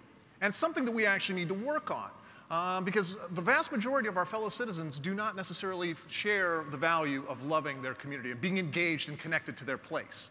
So we need to work on that. We need to be intentional about developing a love and a relationship with our places. Now, I've been lucky enough to be traveling around the world talking about this issue and asking this question to people everywhere. What do you love? What do you hate about your cities? And it's been interesting to hear the responses. Of course, there's a wild diversity that one would expect when you travel across the world. but there's almost a comic uniformity around things as well. This is cross borders, cross nations, cross cultures. People are remarkably consistent about the things that they say they dislike, the things that they say they hate about their communities. Well, what do we hate about our communities? Well, we hate big things like traffic and parking, a bad education system, bad planning, ugly design. Big intractable problems that we could spend tons and tons of money trying to fix, and I'm not sure we ever truly fix them. At best, we address the symptoms. And nothing, I think, represents this more than the pothole. Nobody likes potholes. Potholes are sort of the hangnail. They are the paper cuts of our daily existence with our cities. We as citizens complain about the potholes to our city. The city eventually gets around to fixing the potholes. And in many ways, we have reduced our relationship with our cities down to this lowest level function of merely fixing potholes. I can guarantee you this. You could fix every pothole in your community, and you, as the collective citizenry, would yawn, stretch, and say, thanks, streets don't suck quite so bad. No love for fixing potholes, very little emotional return on investment for fixing potholes. Not to say we stop, but I think we can agree to aspire to something more. Because let's face it, if it was just about fixing potholes, paved roads, basic police and fire service, there's nothing that would keep you in one place versus another. Yet clearly, there are things that attach us to our places above and beyond those merely functional services. Now, in building this lovable city, you of course have to have the minimums. The minimum threshold requirement is you have to be a functional and safe city. And in the last few years, you may have noticed, we've been up against some pretty hard economic times. And of course, our cities have been hit incredibly hard by all of this as well. Now, in tough economic times, there's maybe this notion that says, well, let's just make it functional, we'll make it safe, we'll paint it battleship gray and kick it out the door, and that's good enough for right now. I don't think so. I don't think even amongst the most fiscally conservative tax hawks amongst our communities, I don't think they want to live in a merely functional, safe, and battleship-grade community. And the thing is, what do we actually aspire to in our places? What is the higher functions, if you will? Well, how about something like comfort? Why isn't our city comfortable? How about conviviality? In the sense that, why doesn't our city actually help facilitate bringing us together and introducing us to our fellow citizens? Why isn't our city interesting? And maybe more appropriately, why isn't our city fun? Where's the fun is a perfectly legitimate question that needs to be asked a whole heck of a lot more as we go about the daily business of building our cities and building our communities. Because think about it. We've all been in those horrible meetings, when we're down there in the weeds wrestling with some technical issue, right? We know those meetings. Those meetings are terrible. Well, the next time you're in one of those meetings, I would love it if you would do this. I want you to raise your hand and say, okay, I see what we're doing here, but I want to ask the question, where's the fun? Because by asking that question, you are at least opening up the door to the possibility of something beyond a merely technical solution. You ask, where's the fun? People go, yeah, they smile wistfully, yeah, and they raise their eyes to the horizon and go, yeah, where is the fun? Because let's face it, again, if you're down there in the weeds wrestling with those technical problems, at best you're probably going to get a technical solution. But by changing the way we think about the problem and opening up the door to the possibility of things like fun and comfort and conviviality, we at least open up the possibility that we are going to get something beyond a merely technical solution. And again, it doesn't take a whole lot of money, but it does require us to think about the problem in a different way. Now, the things that also humanize our cities are things that very much humanize our cities, that bring it back to us. And one of those things is a bike-friendly city. Think about how much of our city making seems to be in service to the car. Sometimes it feels like all of it is in service to the car. Where to put them, where to park them, where they move, how they do all this kind of stuff, right? And citizens feel that. We ask, where the heck are we in this conversation? Well, if you can become a more bike-friendly city, just a little bit. You don't have to become the most bike-friendly city in North America. That'd be kind of hard to do. But if you can become just a little bit more bike-friendly, you are sending this message to your community that says, it's not just about the car. We're thinking about you. How about a walkable city makes for a lovable city? Similar reasons to the bike. But walking allows for two very important things. Walking allows for improvisation and discovery. When people are driving, the last thing you want them to do is be improvising, right? Yeah. No, but when we're walking, we are free to improvise. We're able to walk down a street we've never been in before, or check out this new store, or I've never been in here before. And sometimes, you literally follow your nose. You go, hey, something smells really good. You walk into a place and you find the best oatmeal raisin cookie you've ever had in your life. That's a good moment. That's a moment of discovery. And think about how cool would it be to discover something new about a city that you've lived in all your life. That's a great moment. It's like discovering something new about your oldest friend. And I'm not saying that can't happen when we're in our cars, but it's far less likely to happen in our cars. And it's far more likely to happen when we get out of our cars, we interact with our environment, and we interact with each other. A dog-friendly city makes for a lovable city. Apologies to those of you who own cats and birds and fish and ferrets. You don't walk your cat, and if you do, people think you're rather odd. You walk your dog, and when you walk your dog, you're actually out there using the environment, you're using space, you're using the sidewalks and parks and things like that. And by the way, you're actually talking to people. You notice how when there's dogs involved, people will actually talk to each other a little bit more than they normally would, and it's because the dog has sort of broken the ice for you. And a little side benefit, dogs improve safety, and it's not because your dog has to be an attack dog. No, the fact is you're out there walking the dog, and you're creating what Jane Jacobs, the great urbanist, called the eyes of strangers on the street. Nothing worse than walking down a completely empty street, but hey, if there's a dog walker out there, it's all good. It's amazing how dogs in cities actually help humanize cities. Think about that, humanizing our cities, getting back to what it is, and it's about us. Now, the things that we love about our places, personal things, intimate things, and it actually tends to be small things. And in my book, I write about the idea of a love note, a handwritten note that goes with the gift. And gentlemen, all of us at some point learn this very important lesson. When we forget to give the note that goes with the gift to our significant other, right? You feel that. You hand them the gift and they look at you like, where's the card? You know you've missed an opportunity, right? That card means something. That small thing, it says we've taken a moment, we've personalized it, we've made this intimate connection, right? It's a small thing that has an outsized impact on the way they feel about the gift, and by extension, the way they feel about you. So these love notes are things that cities will give to their citizens, and if you're lucky, citizens will occasionally give back to their cities as well. And I've got a few examples for you. Any folks been to Times Square in the last couple of years since they made it pedestrian friendly? An amazing change in the way you experience New York City. In the past, when you went to Times Square, the one thing you really wanted to do was people watch. Stop and look around, because it's like sensory overload. This is amazing, but you really couldn't do that. Because if you stopped on the sidewalk, you're going to get run over by a New Yorker. One step off the curb, run over by a cab, right? Take your pick. But now, because they brought in seating and Wi-Fi and they push the cars to the periphery, it's this amazing third space where you actually feel comfortable looking around and watching our fellow citizens. In the grand scheme of New York, this is a small thing, but it hugely changes the way we experience and the way we feel about New York City. Small thing, outsized impact. Millennium Park in Chicago. Folks been to Millennium Park? Yeah. And this is called Cloudgate, but of course it's known locally as the Beam, because all good public art needs a nickname. Even if it's a derogatory nickname, that's okay. If it doesn't get a nickname, I think it probably hasn't captured people's imaginations or their attention.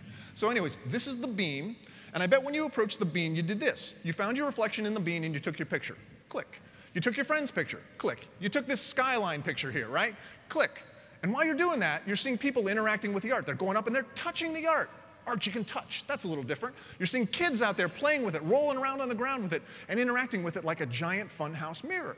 Because that's essentially what it is. And then you look over your shoulder, and you see this. There are these two towers, and these are actually video screens there. And the eyes open, and it will smile at you, right? And then during the summer months, these water cannons shoot water out onto the deck, and it creates essentially like this giant above-ground pool. And on a typical summer day, you will see hundreds of kids out there playing in this above-ground pool. Now, little community making point number one. When kids are happy, parents are happy. We know this, we feel this, right? And certainly these water features help make kids feel better about their places and a lot more fun, certainly. Now, granted, Millennium Park's kind of an expensive love note. It was a $475 million love note, and I suspect that's probably not in anybody's budget right now. But lest we think that it has to be all about expensive, I took this picture in Braddock, Pennsylvania last summer. Braddock is a small town outside of Pittsburgh. It's a hot summer day, it's a little downtown park, and that, my friends, is a garden hose. A garden hose. We have this tendency to overthink our city's solutions. You know, there's a playbook for how we solve community and city problems. And it says, well, if you want to put in a water park or a water feature, it says we have to have this many resources. Well, if we don't have that many resources, we say, well, let's table that discussion, we'll try to get in the budget for next year. Sometimes we overthink the solutions, and I ask the question, what's wrong with the garden hose solution? What is our garden hose solution that maybe addresses some of the symptoms? You know, because the kids don't care that it's a garden hose. All they know is that it's hot and the water is wet. So let's think about that. In our own communities, you know, we're paralyzed by lack of budgets and things like that. Well, let's ask the question, what's our garden hose solution to something? Because that at least advances the cause and it gets us down the road at least a little bit until we can maybe afford the full-fledged solution. Nothing wrong with that. And again, that's a great question to be asked. What is our garden hose solution? Play. Play is incredibly important to our interpersonal relationships. Play is at the heart of our relationships. Think about those unstructured, unplanned moments when you're just hanging out with your friends and your family. Play.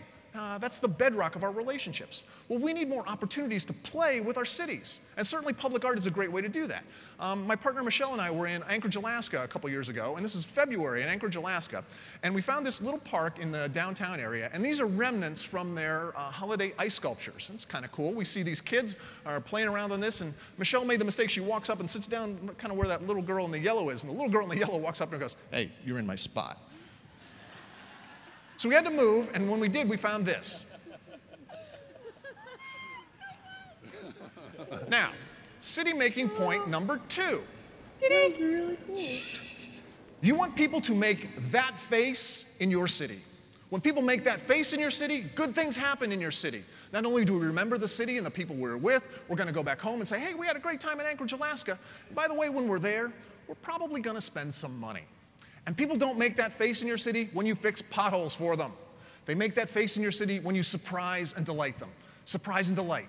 Don't have to cost a whole lot of money, but again, requires us to think about the problem in a different way. Surprise and delight have to be a legitimate objective, along with fun in how we go about making these projects and doing these community-based exercises. It can't just all be about the hard work and things like that and the serious stuff. Sometimes surprise and delight and fun are perfectly legitimate objectives in making this happen. Because by the way, you know what that thing that she was sitting in? You know what that was? That's frozen water. That's frozen water, some creativity, some imagination, and thinking about the problem in a different way. Granted, certain parts of the country, frozen water is a little easier to come by than others. We're here in sunny Southern California. I live in Florida. Frozen water is a little harder to come by. But for those of you in Ohio, my home state, Minnesota, places like that, yeah, there we go. It's a little easier to come by. But we all have stuff like that that's just sort of in and around our community, and it sort of begs the question, what do we have? And if we thought about it in a different way, what could we come up with as a creative solution to something like that? Farmers markets. I bet all of you have farmers markets in your communities. Farmers markets are all over North America, and I think they are actually undervalued in terms of how we think about them. This is the Saturday morning market in downtown St. Petersburg where I live. And I like to say it's where St. Petersburg goes to meet itself. Because on a typical Saturday, I'll go down there, I'll see people I know, I'll see people with their kids and their dogs, I'll buy some stuff that I don't need, I'll taste some things that are kind of new. It's all great. Former mayor used to go down there and play his guitar on a pretty regular basis, which I always thought was a very smart political move on his part. Seeing the mayor outside of the suit and tie doing something kind of cool, good stuff. Now, if you ask people what is the most important thing or what they think is most important in their communities, they will typically give you the standard responses that they think is that you're expecting. Oh, it's about the education system, it's about safety, it's about transportation. All true, but if you actually observe their behaviors, where do they go? Where do they smile? Where do they seem to interact, with their fellow citizens? Where do they seem happiest? I guarantee you those farmers markets go way up on the balance sheet in terms of how important they are. And again, these things cost almost nothing. But think about the nature of those types of events and those types of things. How do we have more of that? How do we improve on the farmers markets there? How do we go from 1 day to 2 or seasonal to all year? And those are very good questions to ask. Thinking about these things, again, small thing, outsized impact. Now, rituals and traditions. Families have them, organizations have them, cities have them as well. Any of you folks been to Providence, Rhode Island, other than the Rhode Islanders here? Yeah. Providence, Rhode Island is a city that has a river that snakes through the heart of it in the downtown and empties into this round lake downtown. Well, about 15 years ago, an artist by the name of Barnaby Evans was commissioned to create an event, and he created something called Waterfire. And it's remarkably simple. He brought in these braziers, he anchored them in the middle of the river, they bring in cords of pine wood, and they light them on fire. Water and fire. Aside from frozen water, it's probably the most basic thing in the world, and it is absolutely magical. Because you go there during a water fire event, you smell that smoke, hear the crackle of the wood, see these great dancing shadows that are created all over the city, because it's essentially like a bonfire. And all of us, I bet, have sat in front of a campfire or a bonfire and been absolutely mesmerized by the experience. There's something in our human nature that allows us to watch fire and be very, very content. Well, imagine taking that experience to a municipal level and you have water fire.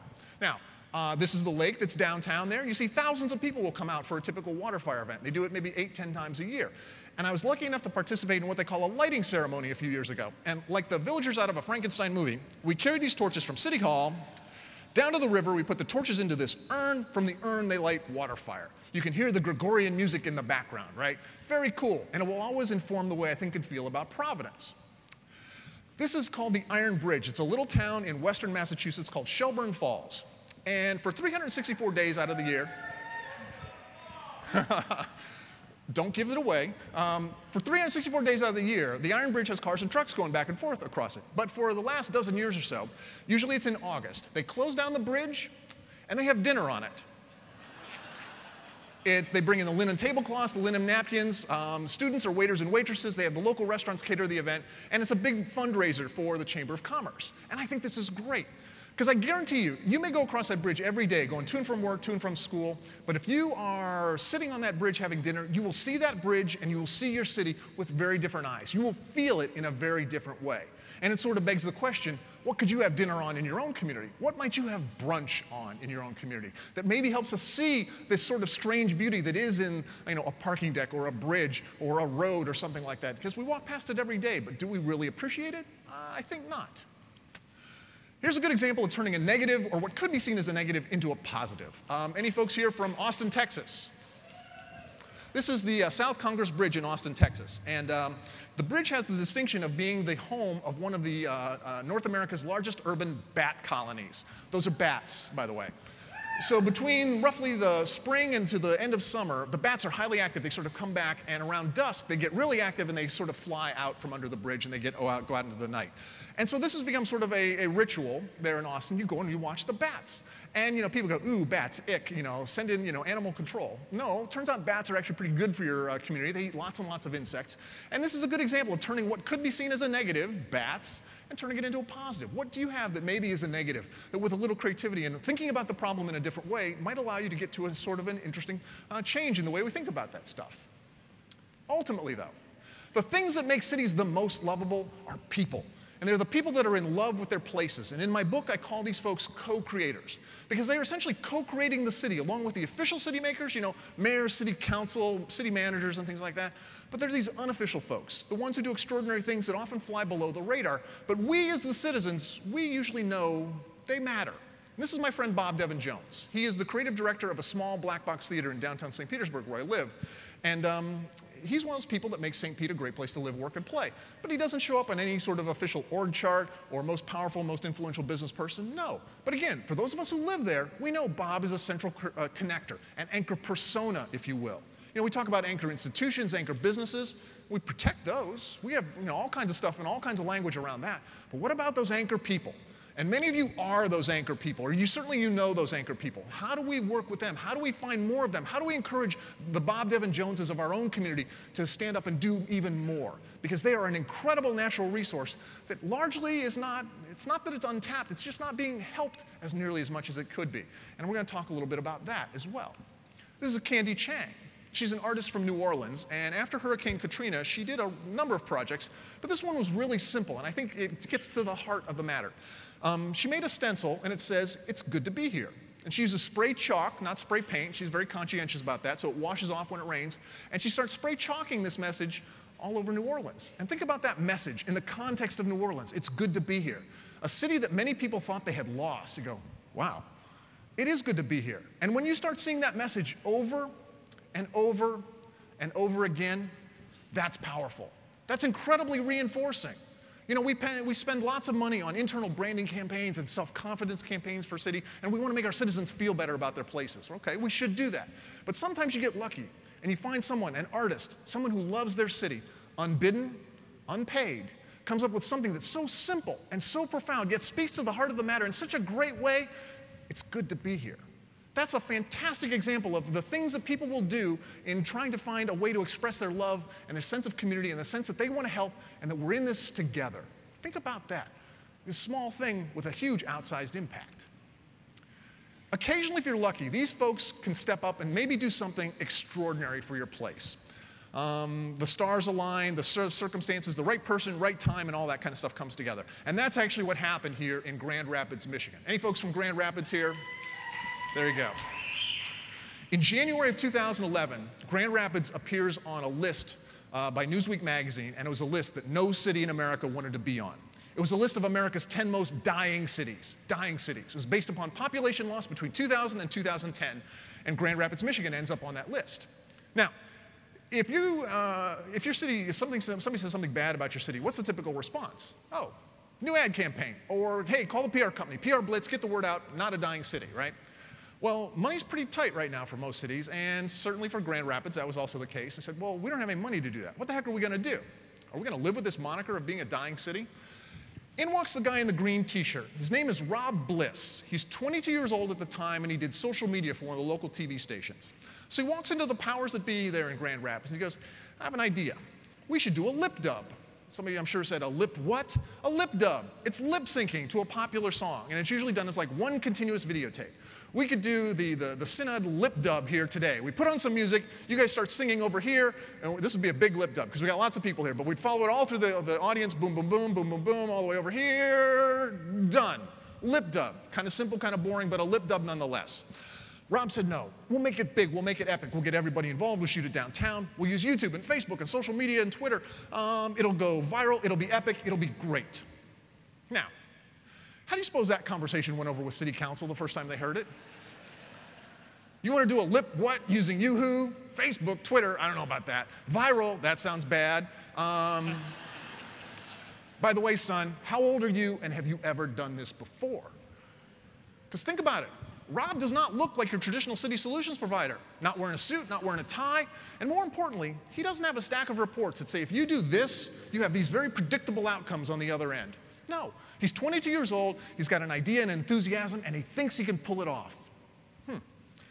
Maybe because they had to, maybe because they saw something in Rob, probably some combination of both. They did decide to move forward. And the city said, we really don't have any money, but we can provide police and fire service, we can close off some streets, and we can maybe connect you with some private money. And they were able to do that. And they raised about $40,000, and in May of 2011, they shot the Grand Rapids lip dub. And it is this epic community response to being declared a dying city by this outside entity. The whole thing is over 9.5 minutes long. I've got a little excerpt I'm going to show you. It involves over 5,000 people. It takes place over a 1-mile course all throughout downtown Grand Rapids. And remember, this is one continuous take, 5,000 people. Check out the Grand Rapids lip dub. Bye, bye, Miss American Pie. Drove my Chevy to the levee, but the levee was dry. And good old boys are drinking whiskey and rye, singing, this will be the day that I die. This will be the day that I die. Can you help me out a little on that? Falling fast, and landed foul on the grass. The players tried for a forward pass with a jester on the sidelines in a cast. Now the halftime air was sweet perfume while the sergeants played a marching tune. The flames climbed high. You gotta have pyro. This guy's a little intense, though. I saw Satan laughing with delight the day music died. They were singing. They said they chose this song because it's about life, death, and renewal. And most people know the words, too. At least to the chorus, right?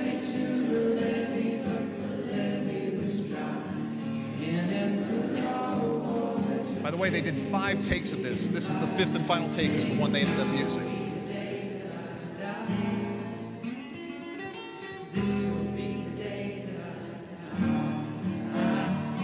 I die. They were singing what?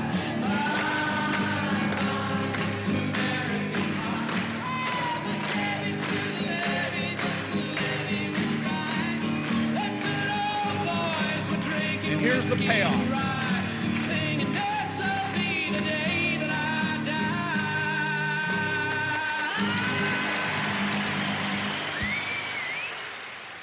Experience Grand Rapids. Now, that video has been viewed over 5 million times on YouTube. It got picked up by national, international media. Rob was interviewed on Good Morning America, and Grand Rapids got tens of millions of dollars of positive brand exposure because they're willing to listen to a 22-year-old kid who had a weird, wacky, untested idea. What's the lesson? It's not to go out and do another lip dub. It's been done. It's been done really, really well. But in the spirit of that lip dub, let's recognize that the solutions to our city's problems may not look like any solutions we've ever seen before. I defy you to find me in the city manager's handbook, where is the page on lip dubs? They don't exist. Maybe they will now moving forward, but no, they don't exist. And let's recognize also that the solutions providers may not look like the ones we're used to dealing with. They may be younger, they may be older, they may speak with an accent, they may have the pants down to here, the hats on sideways with tattoos and piercings and all that kind of stuff. So I think it's on us. The next time someone comes in front of you, and maybe you're in some decision-making capacity, maybe you'll remember this thing. You remember, hey, that guy Peter was talking about this stuff. Maybe this kid that's in front of me with this idea, this weird, wacky idea that I don't quite get, maybe I should listen to it a little bit more. Because you know what? Maybe it's, he seems to be really passionate about this idea. Maybe I'm going to help him. I'm going to say, you know what? I don't quite get what you're on about, but you're really passionate. You seem like you know what you want to do. I'm going to help you. Because I think it would be a terrible thing if the folks there in Grand Rapids had decided to squelch Rob's enthusiasm and says, thanks, Mr. Bliss, we'll go talk to our marketing company, we'll be fine. I don't think so. We'll never know. So that notion of wanting to do something is a precious, precious thing, and we should be very careful about how we go about saying no potentially to things and how we might nurture that. Because by the way, Rob does not just show up to do the Grand Rapids Lip Dub. No, his earliest interactions with the city, he organized pillow fights in the park. Pillow fights in the park in Grand Rapids, right? Pillow fights in the park led to this giant water slide in the heart of in downtown Grand Rapids, which led him to the art prize competition, during which they threw 100,000 paper airplanes off the top of the tallest building in Grand Rapids, while the Grand Rapids Symphony Orchestra played below, right? Which sets him up perfectly to be, in many ways, a hero, a savior for his community with the Grand Rapids Lip Dub. So that idea, that crazy notion, why would anybody want to organize pillow fights in the park? Come on, really? Is that what we're about? Let's recognize that fun, that surprise and delight kind of thing, they don't necessarily have to have any other point than surprise, delight, and fun at the time. Because who knows what's going to happen? A couple iterations down the road, pillow fights become water slide, becomes art prize, becomes lip dub, a game changer, an absolute game changer for their community. And what would happen if we'd squelched that enthusiasm with pillow fights in the park? Really, we're not really about pillow fights here, Mr. Bliss. I think he would have probably taken his talents elsewhere as well. So let's recognize that notion that maybe we don't quite get, it could lead to something. And let's be very precious about nurturing that idea in our places. Because these people, the Rob Blisses, the Bob Devin Joneses of the world, they're like precious spice. They're like powerful spices. You don't need a lot of them, but you absolutely have to have them in your community in order to make something happen, right? Otherwise, you make for a very bland community. And the thing is, you don't have to recruit these folks from other places. There's a notion that says, oh, we got to recruit them from Chicago and New York and San Francisco and all these other cool places. No, they're already in your community. The thing is they don't quite know how to get in the game. They don't think they have the right education, the right resources, and they don't think they have the permission to be a city builder, to be a city maker.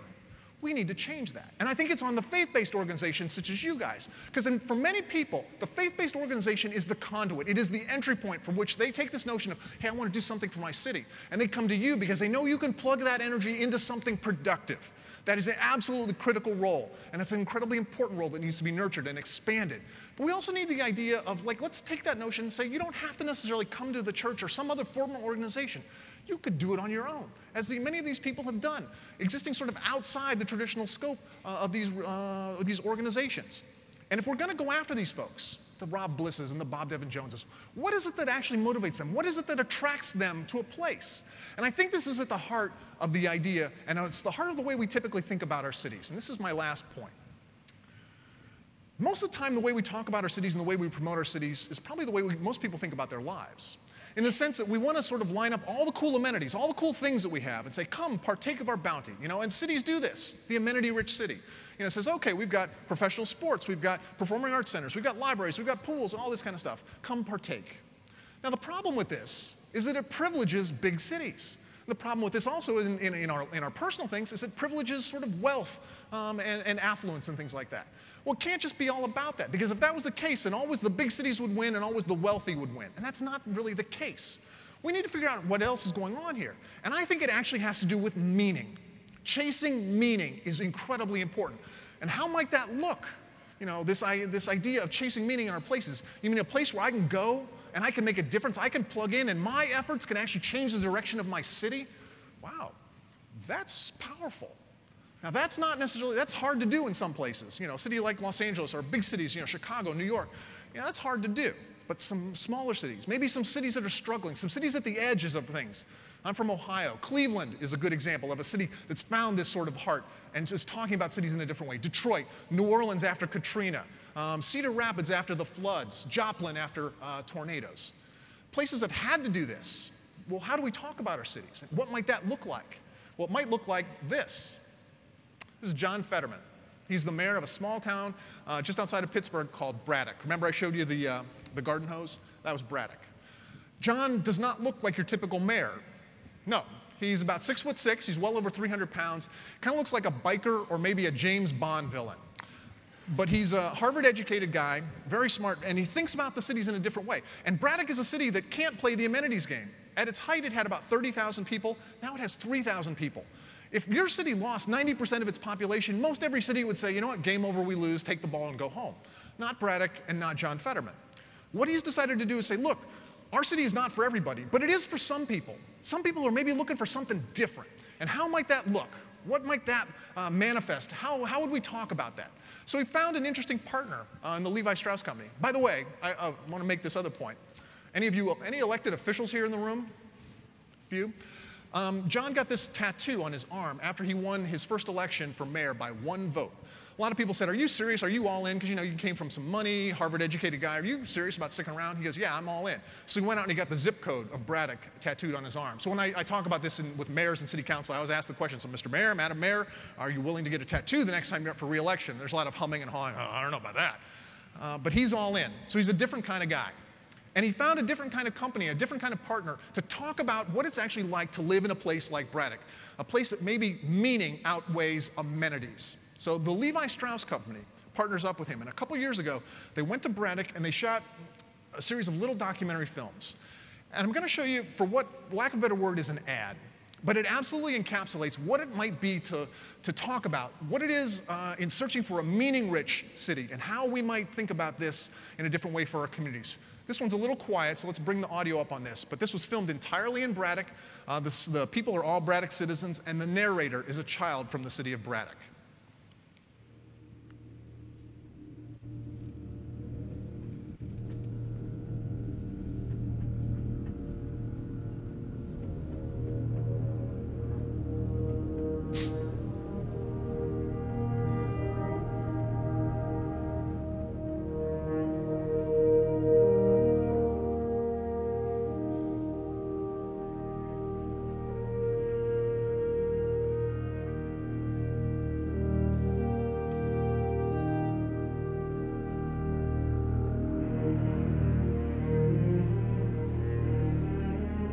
We were taught how the pioneers went into the West.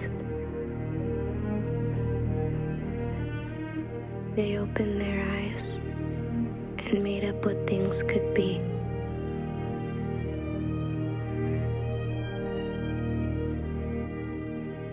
A long time ago, things got broken here.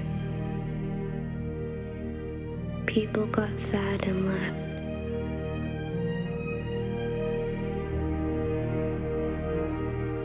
Maybe the world breaks on purpose, so we can have work to do.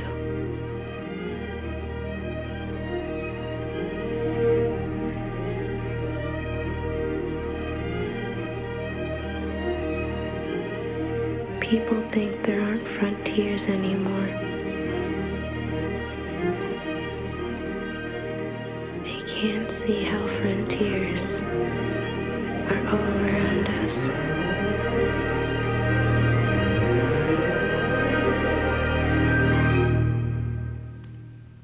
Maybe the world breaks on purpose so we will have work to do. That is so far from what happens in Vegas stays in Vegas. It's not even in the same solar system. This is not a message for everybody, but I bet every one of us suddenly looked at that and goes, wow, maybe Braddock might be kind of interesting, because there's something probably about the nature of people would come to this, the nature of who you are. You are mission-driven, you are meaning-seeking people. We are out there. How do we have a conversation with those amongst us who want to maximize meaning, as well as maximizing amenities and resources and things like that? This is a powerful message that many of us respond to. There's something in our DNA as Americans that we look at that and we go, frontier. That rugged individualism, the idea of going to a place and making a difference. That matters to us. How do we tap into that? And what might that look like for our own city? You don't want to have to get to the point where it's a crisis, like in Braddock or in Detroit or in or New Orleans after Hurricane Katrina. But you know what? All of our cities would do well to remember a little of this. Things may be good in our cities, but they could always be better. And if we could figure out how to have that conversation, say, things are good here, but they would be better with your help. That matters. Because right now, there's a gap. There's a gap between the city that we desire and the city that we can afford. What are we going to do? We're going to wait for cities to get rich again? If that's the case, I think we wait a while. I think it's on us, as leaders in our communities, as people who care, the folks who show up, the ones who give a damn. It's up to us to step into that gap and do something for our cities, to say we love our place. Because when you love something, you go above and beyond for it. You will forgive shortcomings, and you will fight for it. We need more people who are willing to step up and fight for our communities. Because at the heart of this love is belief. You have to believe in your place. You have to love your place. That's a message that you guys need to help carry forward. Because more people need to say that. Because when people feel that, emotions are matter, and emotions are contagious. You start saying you love the place and you believe in your community, more people are going to buy into it because of who you are and the weight that you carry when you speak up and you do something. Belief matters. Emotions matter. I smile, you smile. You cry, I cry. When more of us step up and say we believe and we love our cities, our communities will get better. I guarantee it. It cannot help but happen. Belief, love matters. We need to stop just having a conversation about making livable cities. We need to start having a conversation about making truly lovable cities. Go forth, make this stuff happen. You guys are great ambassadors for carrying this message and making something happen. Start small and move it forward. Iterations matter, and who knows, you would become the game changer. A couple iterations down the road, and who knows, you may become a true savior for your community by starting small and thinking very, very big. Thank you very much. It's been a real pleasure. We will have some books to be signed in the exhibit hall. Thank you for the invitation. I really appreciate this opportunity to speak to you guys. Thank you very, very much.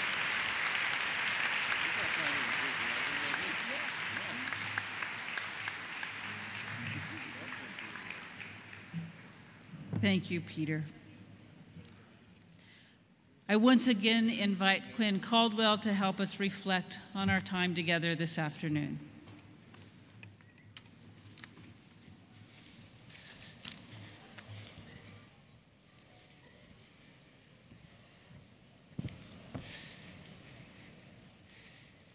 Do you know about icons? Have you ever seen an icon? Here's what an icon is. It's a work of art.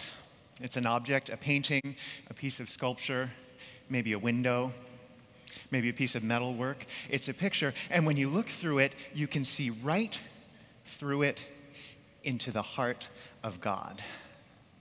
You look into the eyes of the saint in an icon, and you can see right through them into the kingdom of God, and God sitting there on her mercy seat, and everything in the world looks the way God hopes it will one day.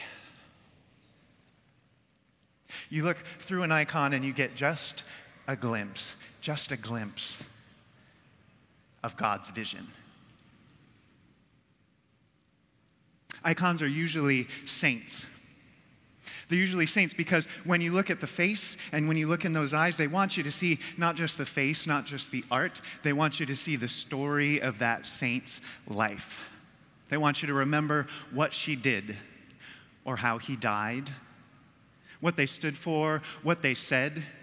You're looking not just through the art, you're looking through the lens of that saint's entire life to see what it is that God is calling you and the world to. But there are a lot of saints out there, and they need a way for you to tell them apart when you look at them. They need a way for you to get a sense of which story you're supposed to be remembering when you look at which person. If they didn't have a way for you to tell them apart, then it would just look like a lot of old guys in beards and a lot of ladies with veils on, right?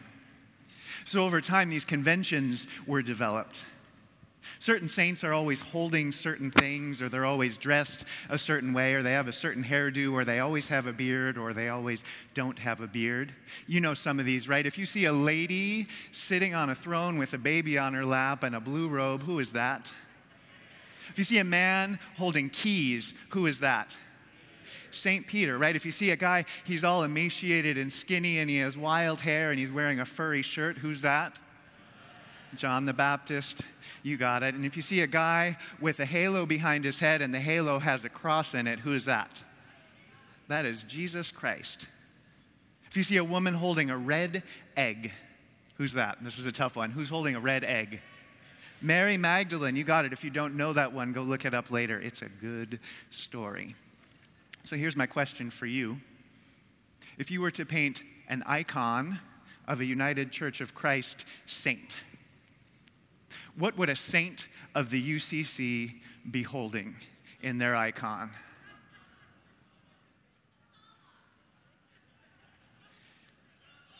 Here's what I think they would be holding.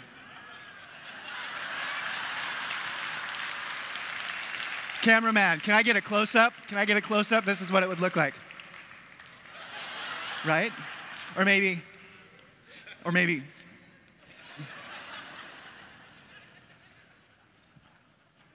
They gave you one of these when you walked in this place. And you might think that they gave it to you because they think you're so smart. You might think they gave it to you because they think you're so well-informed, or because they think you're so faithful. You might think that they gave it to you because they care about your opinion. You do not have this because anybody here cares about your opinion. You have this because everybody here cares about God's opinion.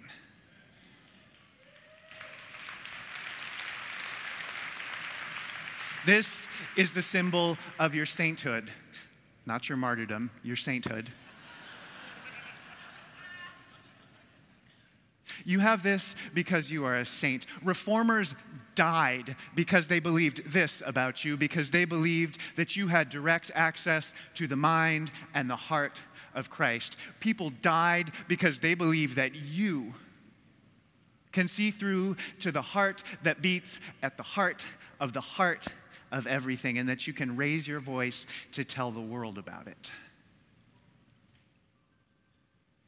You might think that you're here to vote your opinion, and you are so smart. That's true. You're so well informed.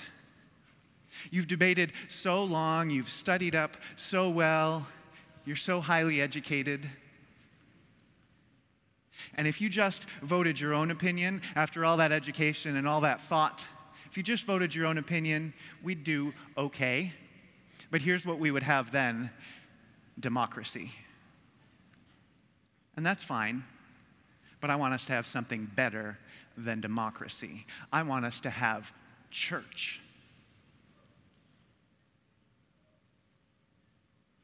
You are a saint of God.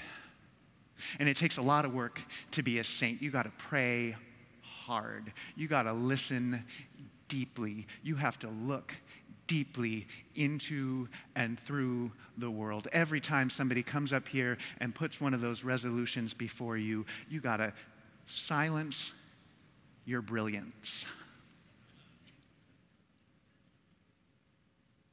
You got to not be as sure as you were when you walked into the room. You got to ask more questions than you did before. You have to shut your eyes and breathe deeply and say, "Come, God, come."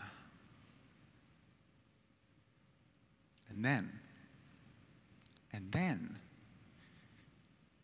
you pull this out of your pocket and you push the button.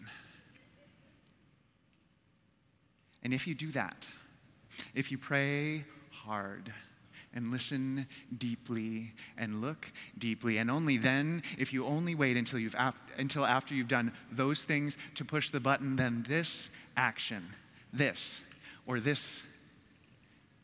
will become an icon through which the world will get a glimpse of God.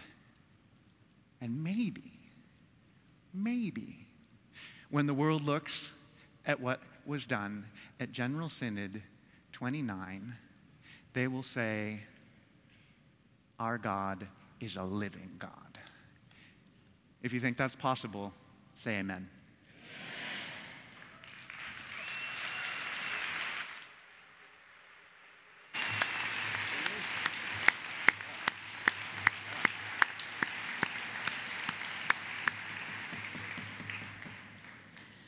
I call upon our Associate General Minister to bring us some announcements. So as you get ready for dinner, if you've lost something or found something, let's go to the General Synod office. That's where Lost and Found is. So that's the first thing. If you're not really so much into turning in your airline ticket and walking home, you could actually go, we've got our carbon footprint calculator for donations on the General Synod website. So you go to ucc.org/synod, look in the important items pull-down menu and go down to carbon footprint calculator. Now I did the calculation for the ticket for my spouse and I to go back to Cleveland. It's $23.90, I think. So, and those funds are going to go to the Outdoor Ministries Association, who are administering that fund.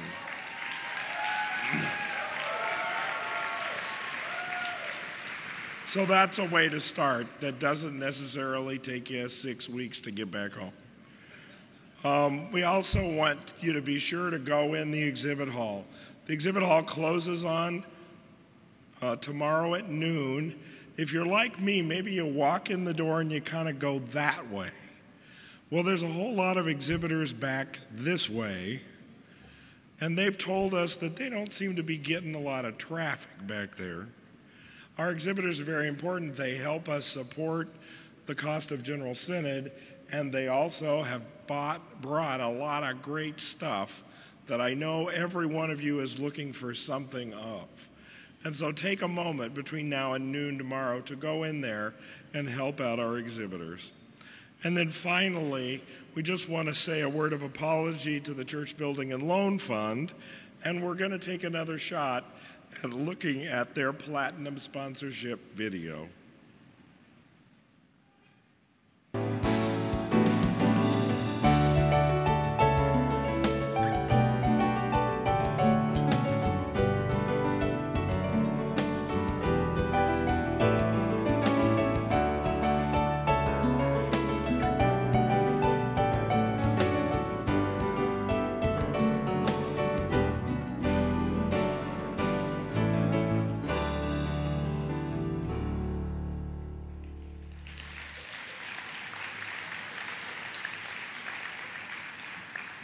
I declare the 5th plenary of the 29th General Synod to be complete. The next plenary will be this evening at 7:30. We are in recess. Have a great dinner. See you back here in a couple hours.